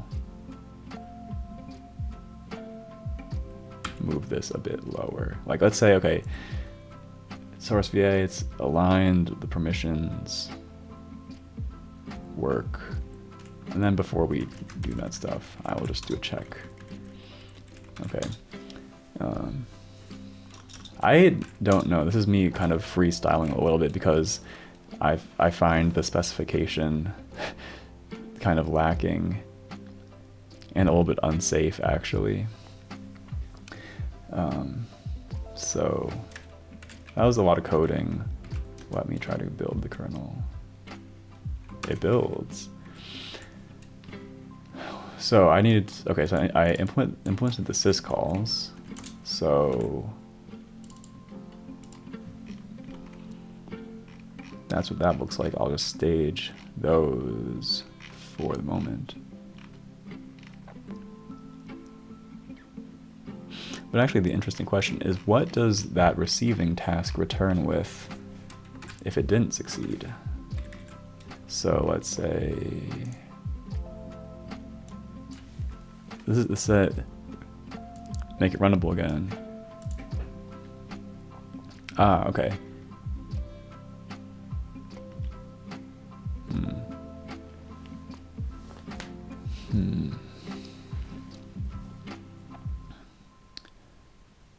What's up, Bishwas plays? Returning 0.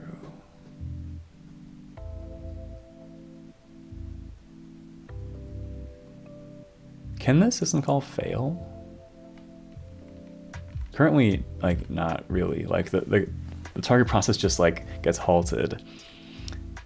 And right now it just like if the senders don't succeed, they don't wake up that sleeping target. It can pretty much only ever return success currently, actually.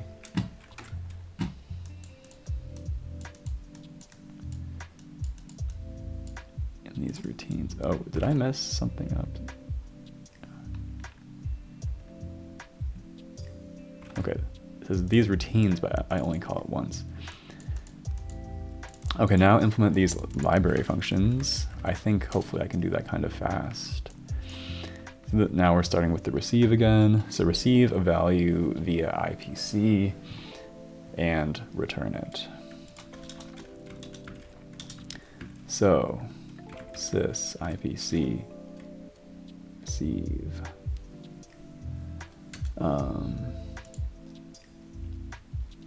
What's that bit? Yeah, resources of kernel devs. Yeah, I have a couple helpful links that I will send. I think if I remember the command correctly, that's the one. I have a couple resources on my website. Okay. So receive a value if page is non-null. Okay, I see. So they were using a null pointer right here, which is the same convention that I ended up using originally. So if page is non-null, then any page sent by sender will be mapped to that address. Good, so, oops.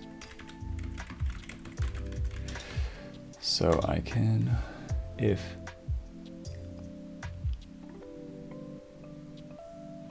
from env stores non-null, then store the IPC sender's env ID in there. Interesting.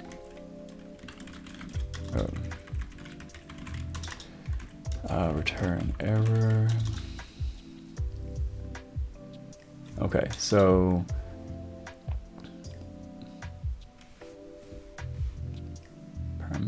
we have a bunch of pointers which we can store stuff into. Store the sender and store the permission. This is non-zero if and only if a page was successfully transferred to a page. Do I?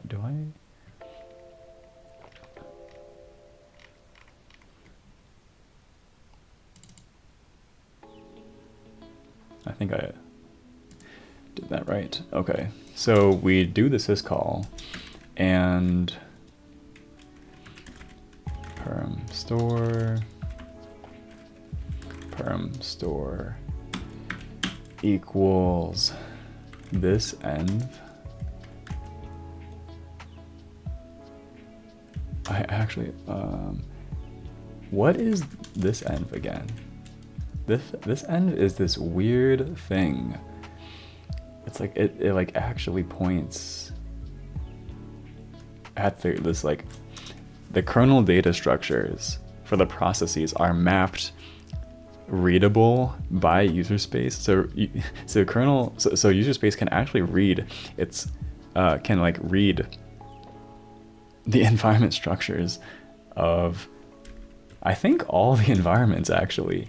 They're just simply they're just completely readable in memory if you want. Also, maybe not the most secure thing. perm. So we're going to do this, then we're going to do the same pattern from env store equals this env and IPC from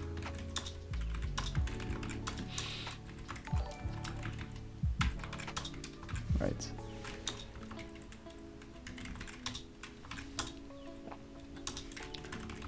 Assert error equals 0, basically, because currently it can only ever do that. How long have I been into low-level programming? Probably about 10 years now, I think. I got into it when I was in university, and it's been a long time since then. Yeah, I kind of got into it with security, like learning about security and reverse engineering programs and writing exploits and stuff like that. Yeah. It's been a minute, but I would say only within the last year have I really got into the details of kernel development and operating system development.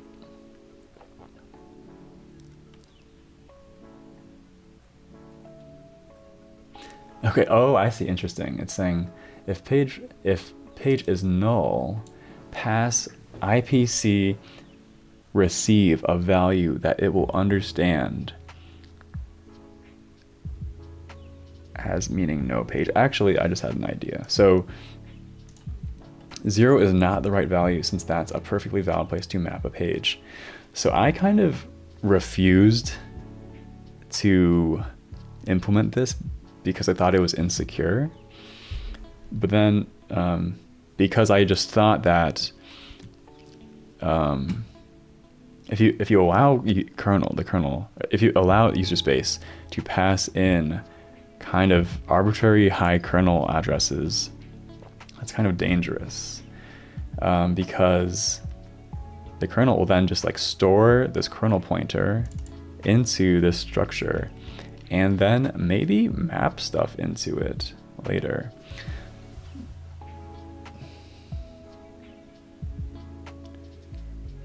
I guess what I just kind of realized is possible is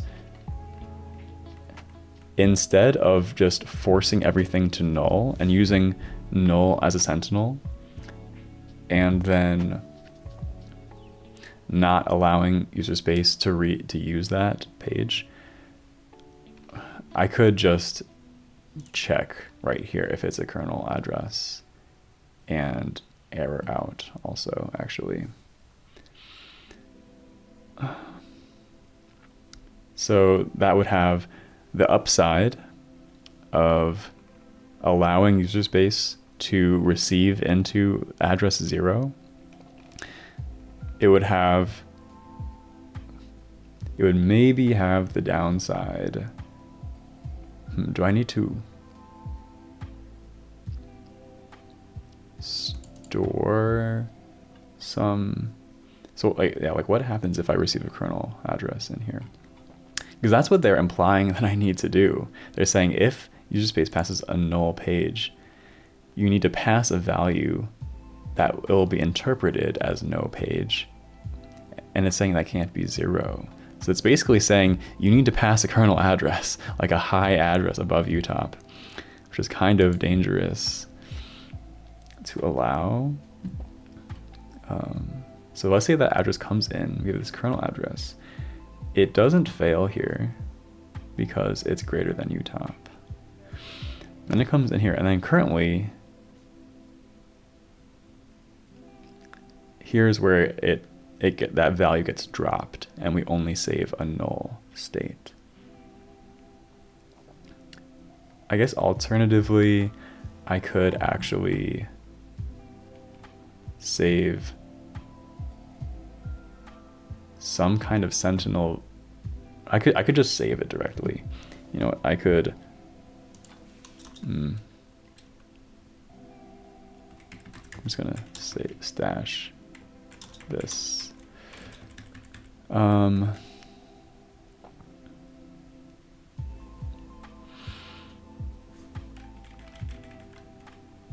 I mean, actually, yeah, this is what I had before originally, I think, where we just simply save it. It's like, if we rejected it, we don't do it here, but we can just save it. Like, so we can, we just save this random kernel address in here. That's passed by user space. So this value can either hold a valid user space page aligned address or any kernel address, basically. And what you just need to know is you need to be very careful before you use it. Like, so instead of this, I would maybe do something like if target env dest va is greater than equal to utop,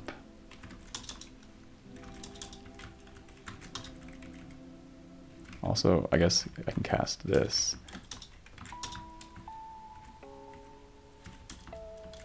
I'll just stay consistent.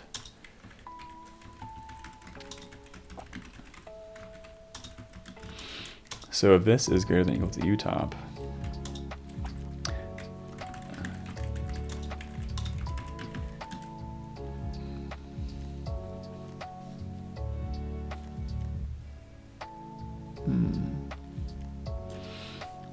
but I wonder,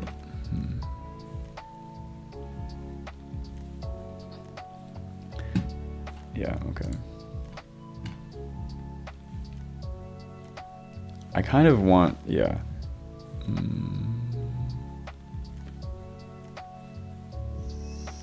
So we're trying, Right, so what happens again? I think they documented this actually. If either the sender or receiver does not indicate that a page should be transferred, then no page is transferred.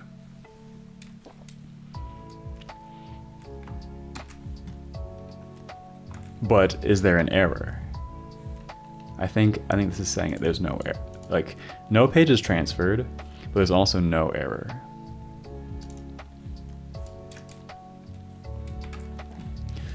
Wow. Okay.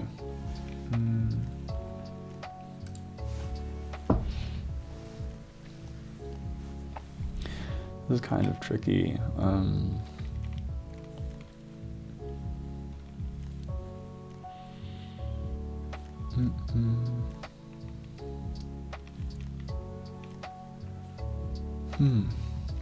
What's up, Bish? Yeah, you can join the Discord if you want. Yeah, totally. There's the link. Also, I think I have a chat command for it. Yeah, we don't talk too much about like crazy technical stuff there, but there's a lot of other people that are interested in learning that also in the Discord. So yeah, feel free.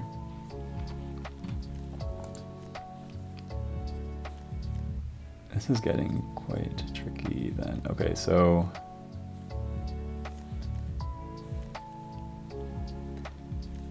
actually I think I need to do this differently. If the sender does not indicate a page should be transferred, no page is transferred.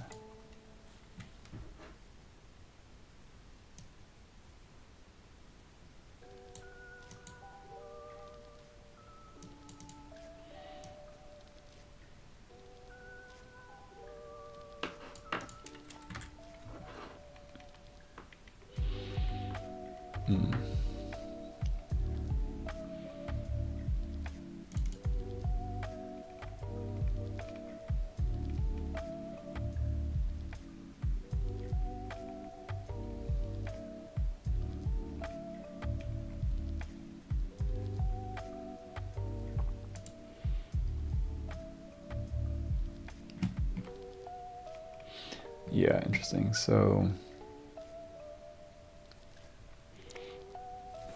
I'm just going to implement their design, which I don't love, but their design is basically saying, so there's the target, and then there's the sender. So the target, there's a lot of combinations. Open to receive page, not open. Right.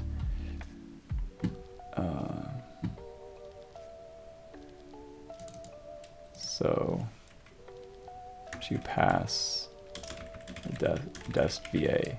If you're not open to receiving something, you pass greater than equal to kernel address. And then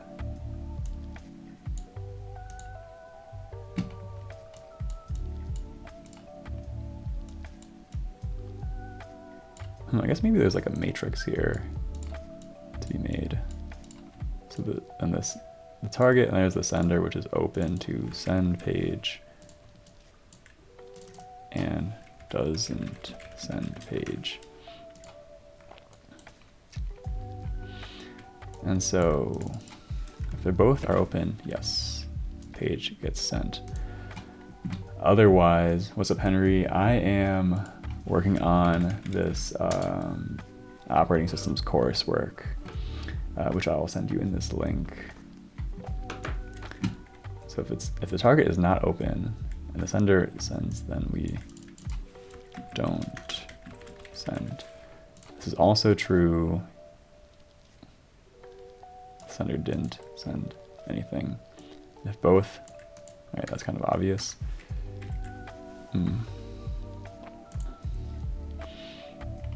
Okay, so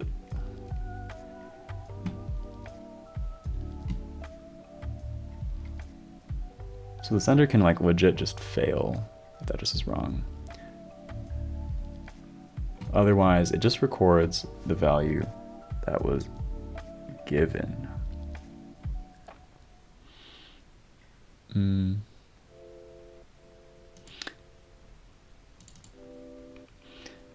Okay, then the sender, and then things are up to the sender. So,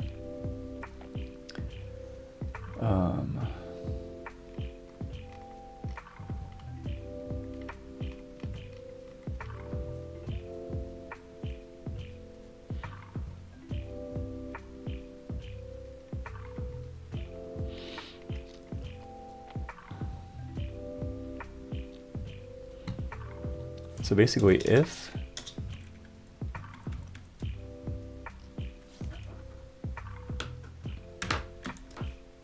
sender has a user space value, right? And it's kind of like this condition.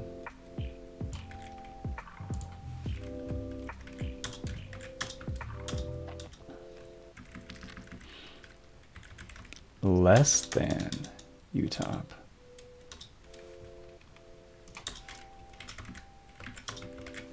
Yeah, this is not the final state, I'll leave this code, but it's like, if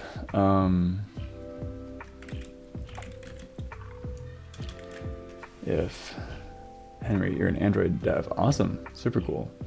Are you working on like apps, like an app of some kind right now? Also, what's up, Clarence? Watching from the Philippines. Hey, awesome, thanks for joining. Okay, the general thing I'm trying to do here is, it's like if sender proposed a VA value to send needs to be validated, and target was open to receiving one, then move forward and validate the sender's data pointer.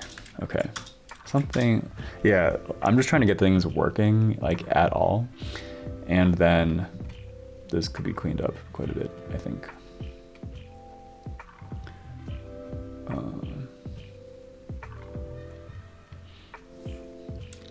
So what are the different ways this can play out? So let's say both were open to sending and doing. If both are open, that means the sender would have registered the sender's call would not have failed, and it would have registered its valid, like, user space aligned address.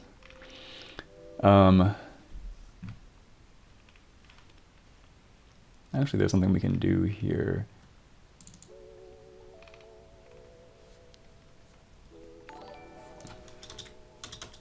We can also assert, that target env just va page size equals 0.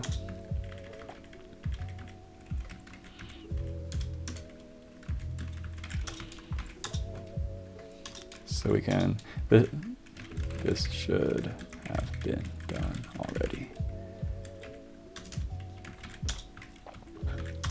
Okay, so if both are open, then we get this nice aligned user space value from the sender. We also have this, also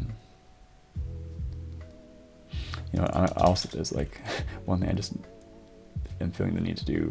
Bool did successfully send false. And I'm just going to set this to true here,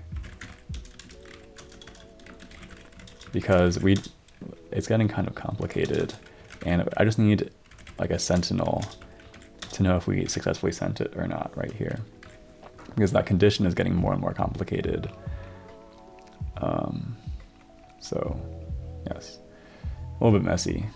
Ideally there might be a function to call rather than mutating this local.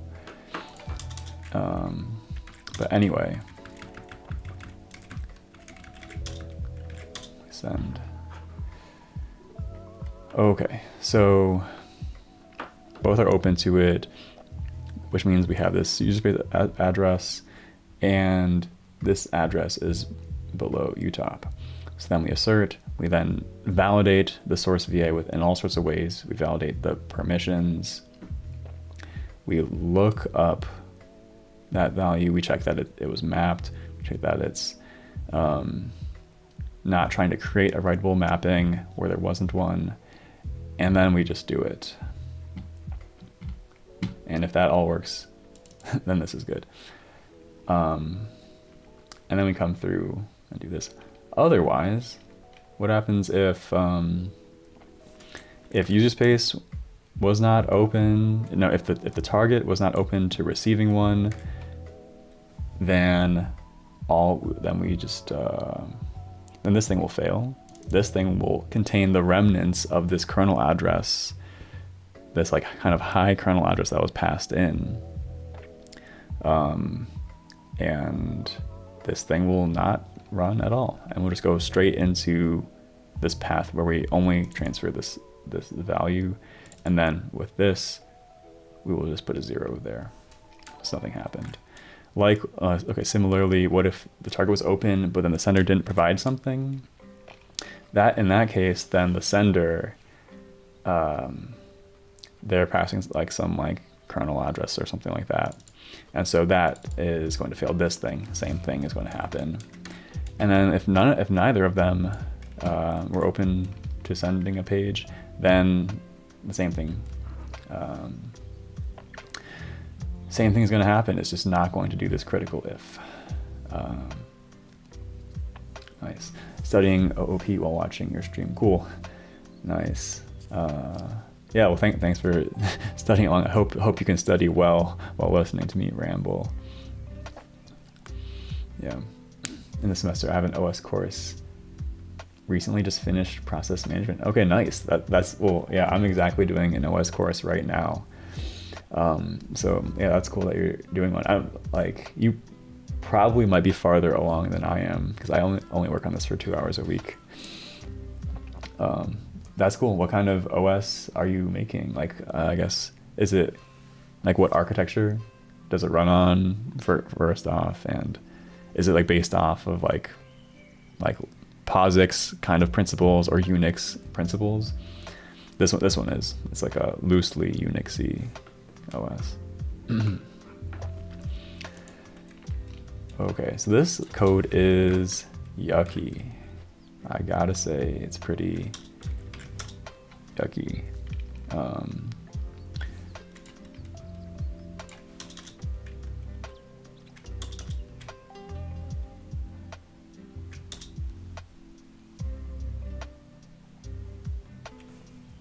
I'm gonna rename this.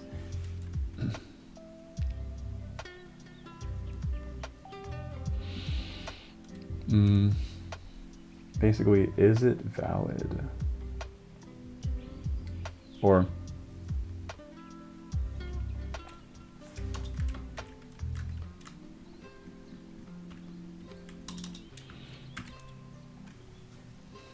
basically you can pass in a page, or you can try to basically like opt out.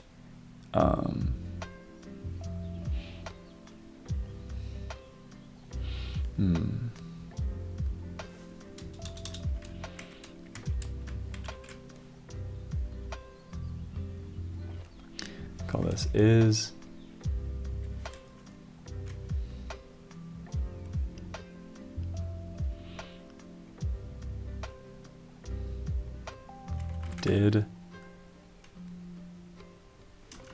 is source VA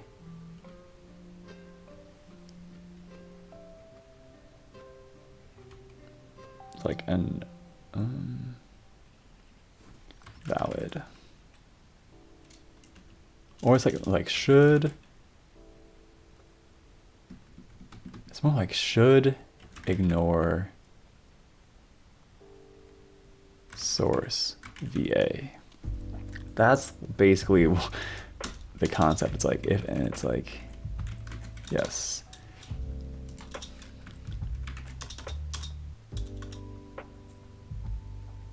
Or rather, should interpret source VA. And I can have this basically the same thing, should interpret dest VA.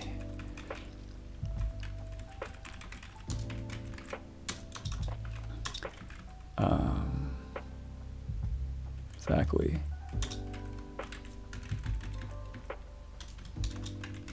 Should. And so, yeah, that's a little bit nicer. So it's like this kind of, should we interpret this thing or not?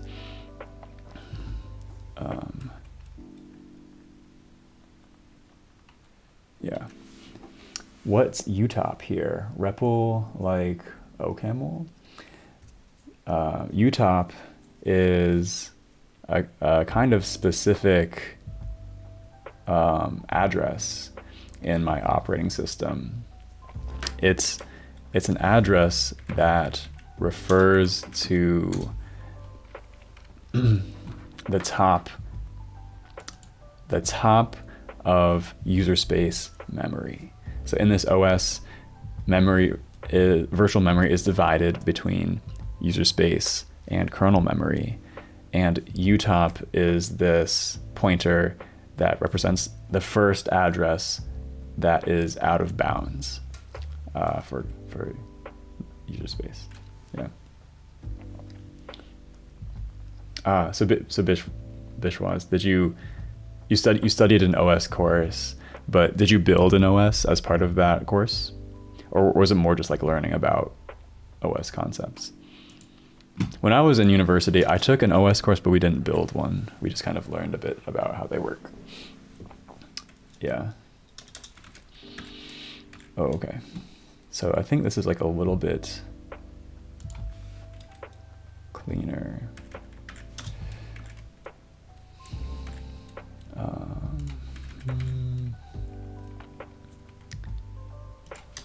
Okay.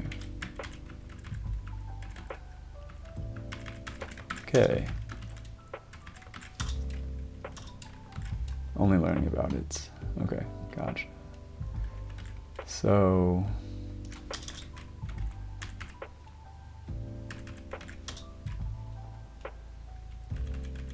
right, so here's if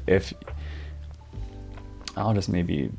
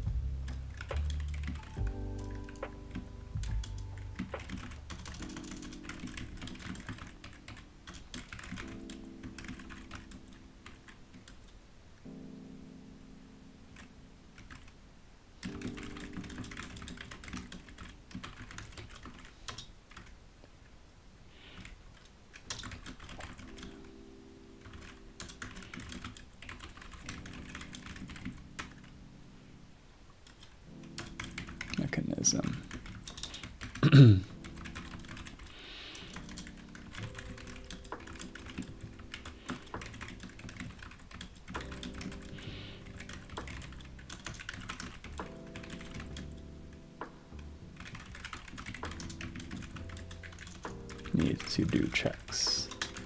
Okay. Okay, this is a bit cleaner.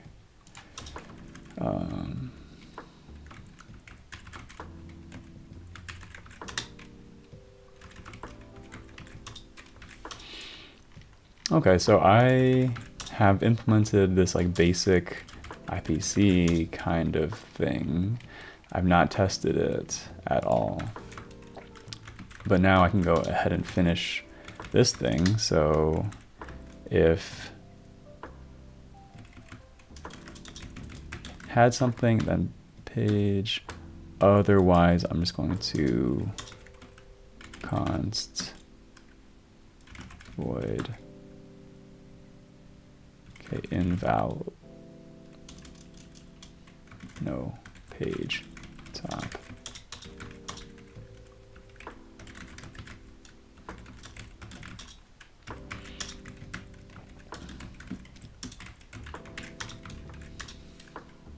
Does this work? Ah, is this okay? So okay, no page.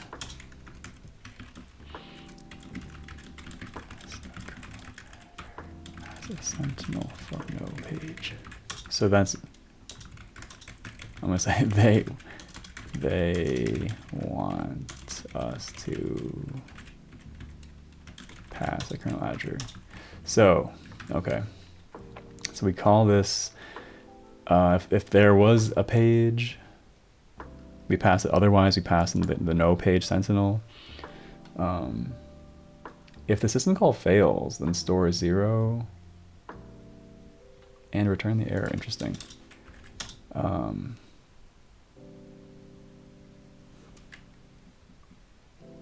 Otherwise, return the value sent by the sender. This NPC value. That's interesting. Okay.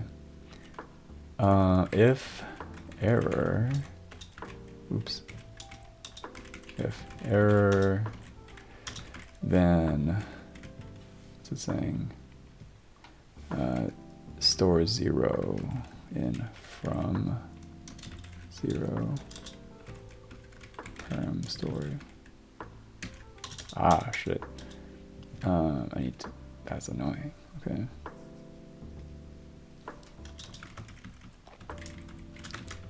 Let's copy this here. Oops. Wish I had formatting.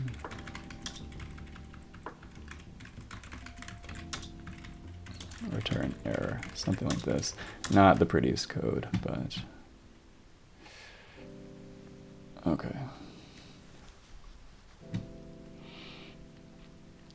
Okay, so if page is non-null, any page sent will be mapped there. From and store is non-null, then store the IPC sender's env ID. There, right.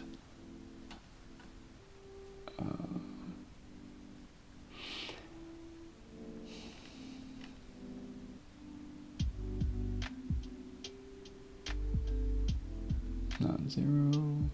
If the system call fails, store 0 and then return the error, otherwise return the value. Okay, I think I did that correctly. And then IPC send, okay. I did not write the bootloader. The bootloader here is just this little custom bootloader that's included with this operating system that's provided by the course. So I did not write that, yeah. Send val and page with perm. This function keeps trying until it succeeds.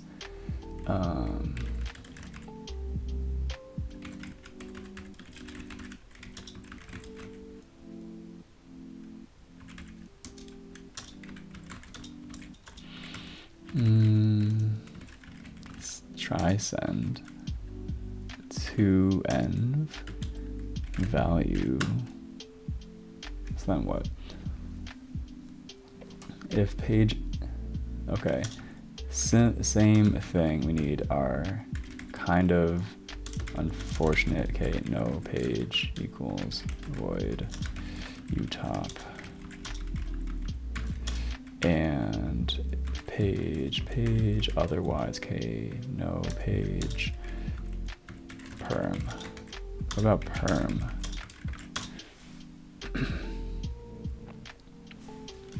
Sort of similar thing. If page is valid, send perm. Otherwise, send 0, I guess. Otherwise, we kind of ignore perm.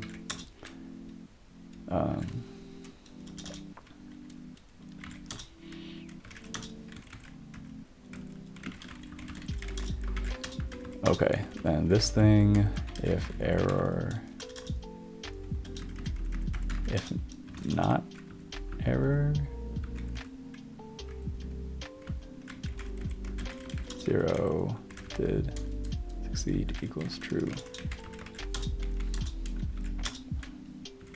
Or maybe I just do int error equals 0, error,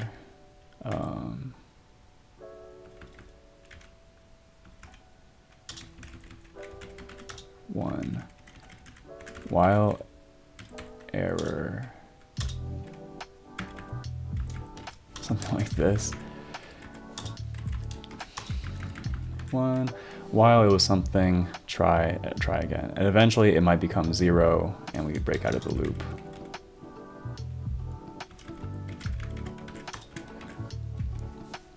Use sysyield to be CPU friendly. Interesting. We can call sysyield. Otherwise, we might like hard loop in this syscall. So we can yield occasionally to allow other processes to run. Maybe that's nice. I should panic on any error. Okay, if error is not equal to 0 and error not equal to EIPC, panic.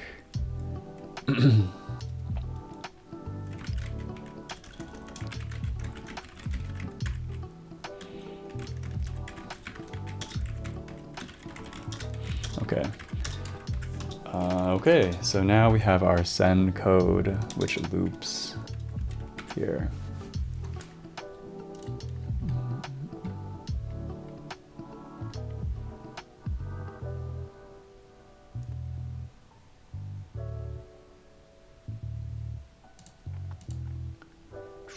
Okay, how's the stream doing? Do we still got the music going? All right, cool.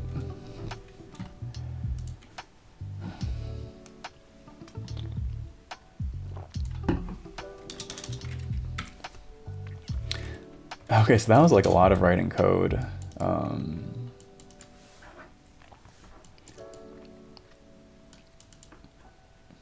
Okay, let's try a quick moment of truth and try running these, and if they don't work, I'm not going to fix them because I'm kind of out of time for today. So what about ping pong? What does ping pong do? Ping pong forks. Right.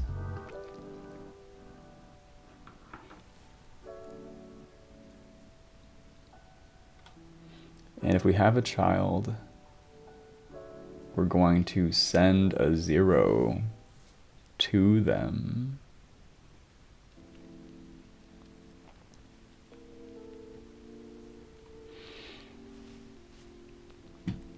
And then,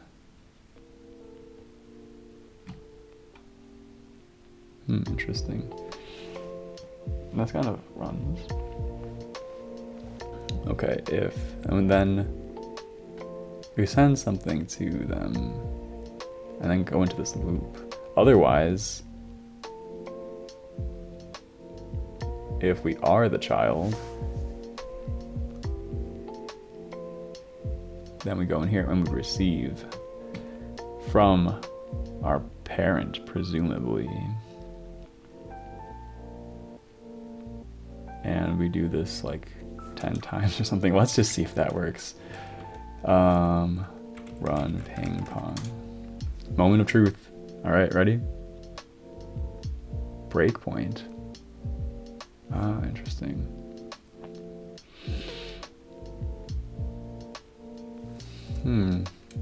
Sys try send failed, -3.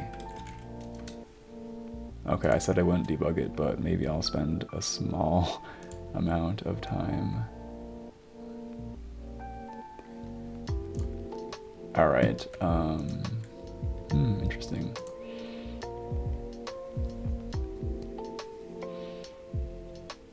What should I do? So what happened here? Try send failed.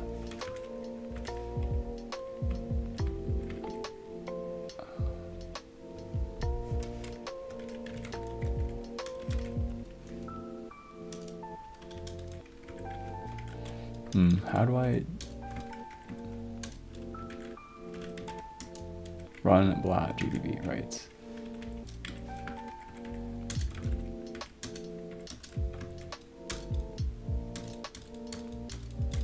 Oops. I inherited all of these breakpoints. Break, sys, IPC, try, send, continue. What happened?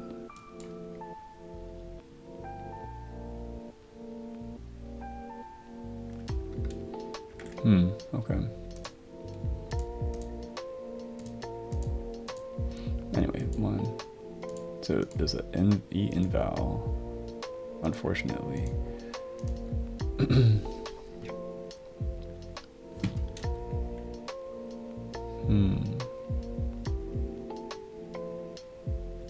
But why?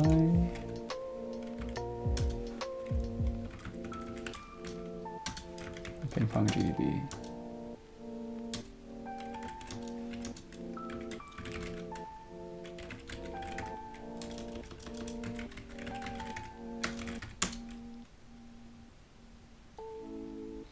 So did this just simply not? Oh, I see. Maybe I see. Did I not dispatch to the?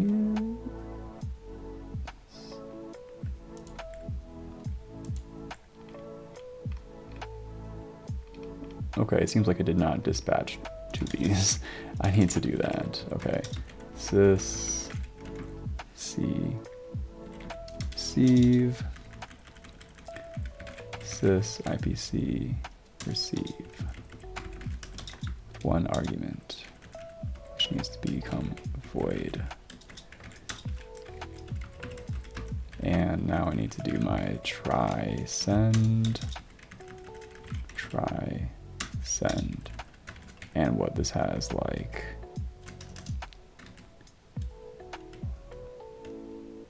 4 arguments.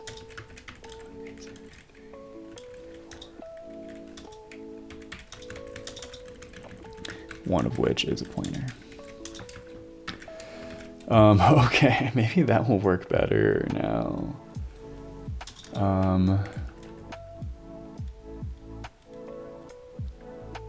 That I have actually implemented these things. It should at least be different. Yeah.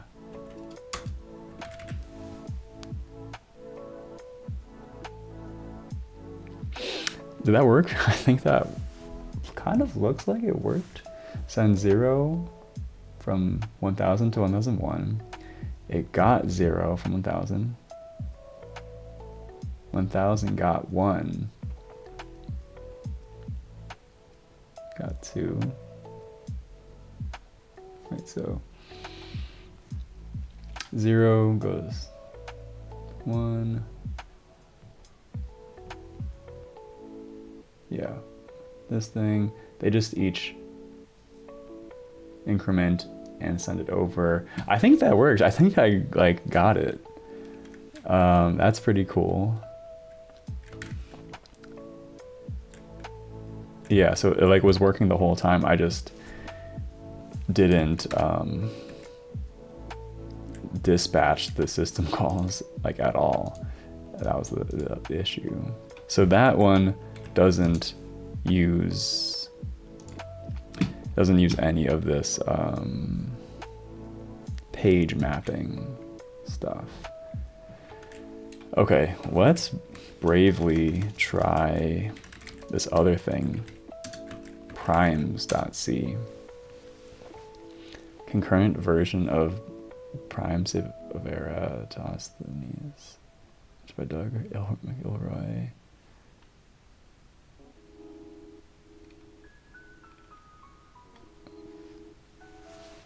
Fork first prime.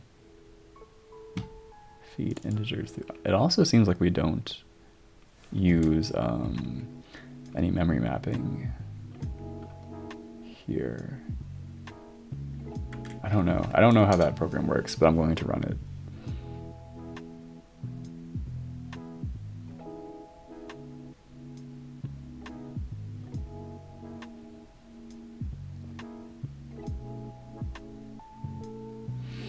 I have no idea what it's doing.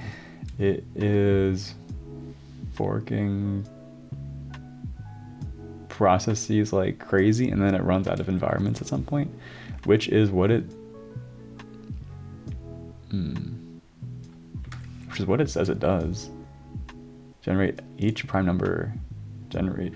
prime number a new environment until JAWS runs out of environments. Okay. Well, I am going to call that done. I think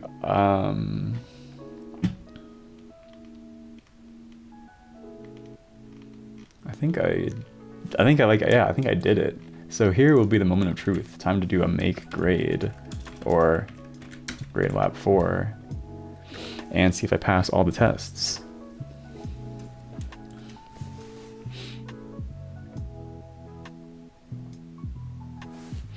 Fault for die and part C, make sure you pass.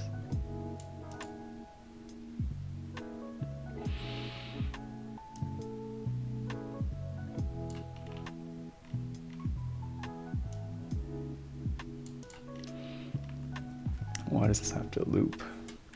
Drum roll, please. So we've seen this all before.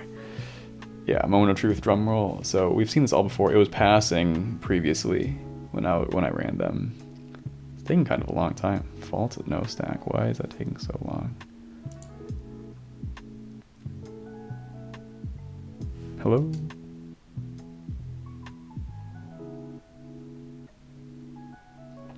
Dang, failed to shut down Kimu. Timeout. Okay, let's try that again. That was weird. It definitely passed earlier. Oh, Kimu's running. Wow.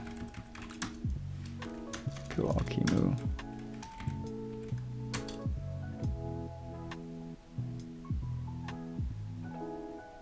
Oh, do I still have this? Is that why it didn't work? Please?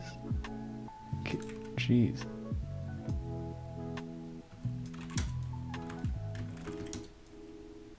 What?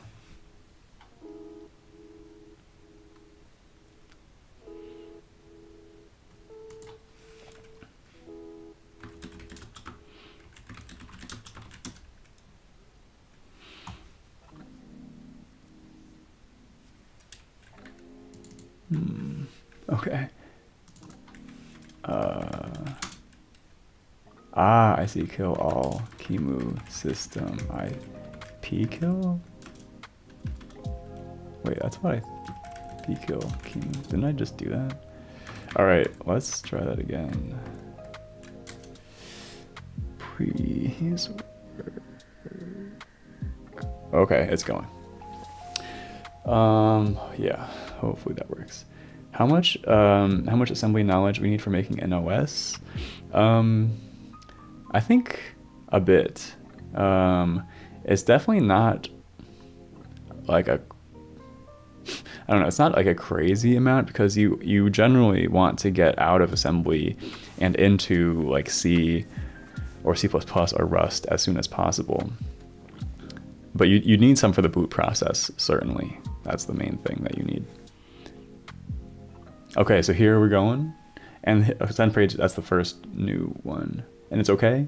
Ping pong is okay. And primes, this is the one that takes like a minute to run. But let's see. Yes, all right. Prime's okay, 80 out of 80. I'm gonna call that a win. I'm gonna call that a huge win, y'all. I would love to get some W's in the chat, please. That's me finishing Lab 4. I've been working on Lab 4 literally for months. Thanks, Thomas. Thank you very much. I've been working on Lab 4 like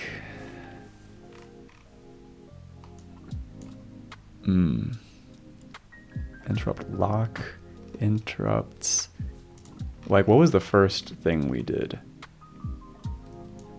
It was like multi-core support was the first thing we did in Lab 4. And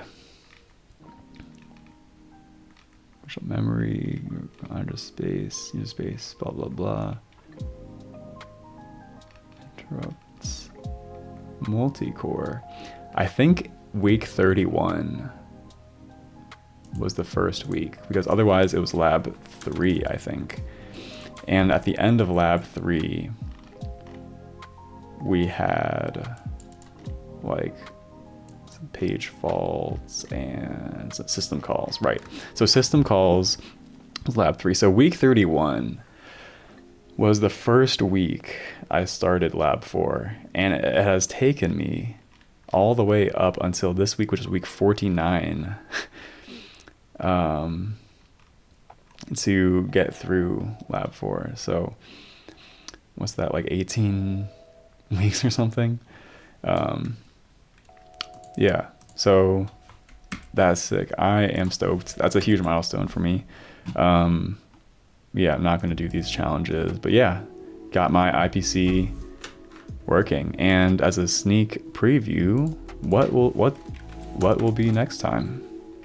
File system, spawn, and shell. Crazy. Okay, time to get into the file system. Cool.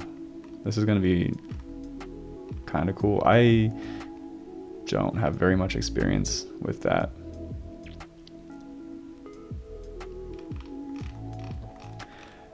Just 2 to 3 class in a week of yours. I don't quite understand. I stream for 2 to 3 hours a week. This is a long stream. It's about 3 hours long. Usually I don't stream for quite this long. But yeah, I just work through this thing for 2 to 3 hours a week. And like Lab 4 was crazy and took me such a long time. All right, y'all, I'm going to end the stream here. Thanks very much for joining. Feel free to join my Discord if you want. Please subscribe to my channel if you like what I'm doing, and feel free to like and comment and subscribe. And I'm here every week, so if you like this, I'll see you again next week. All right, bye. Have a great week. See you. Bye.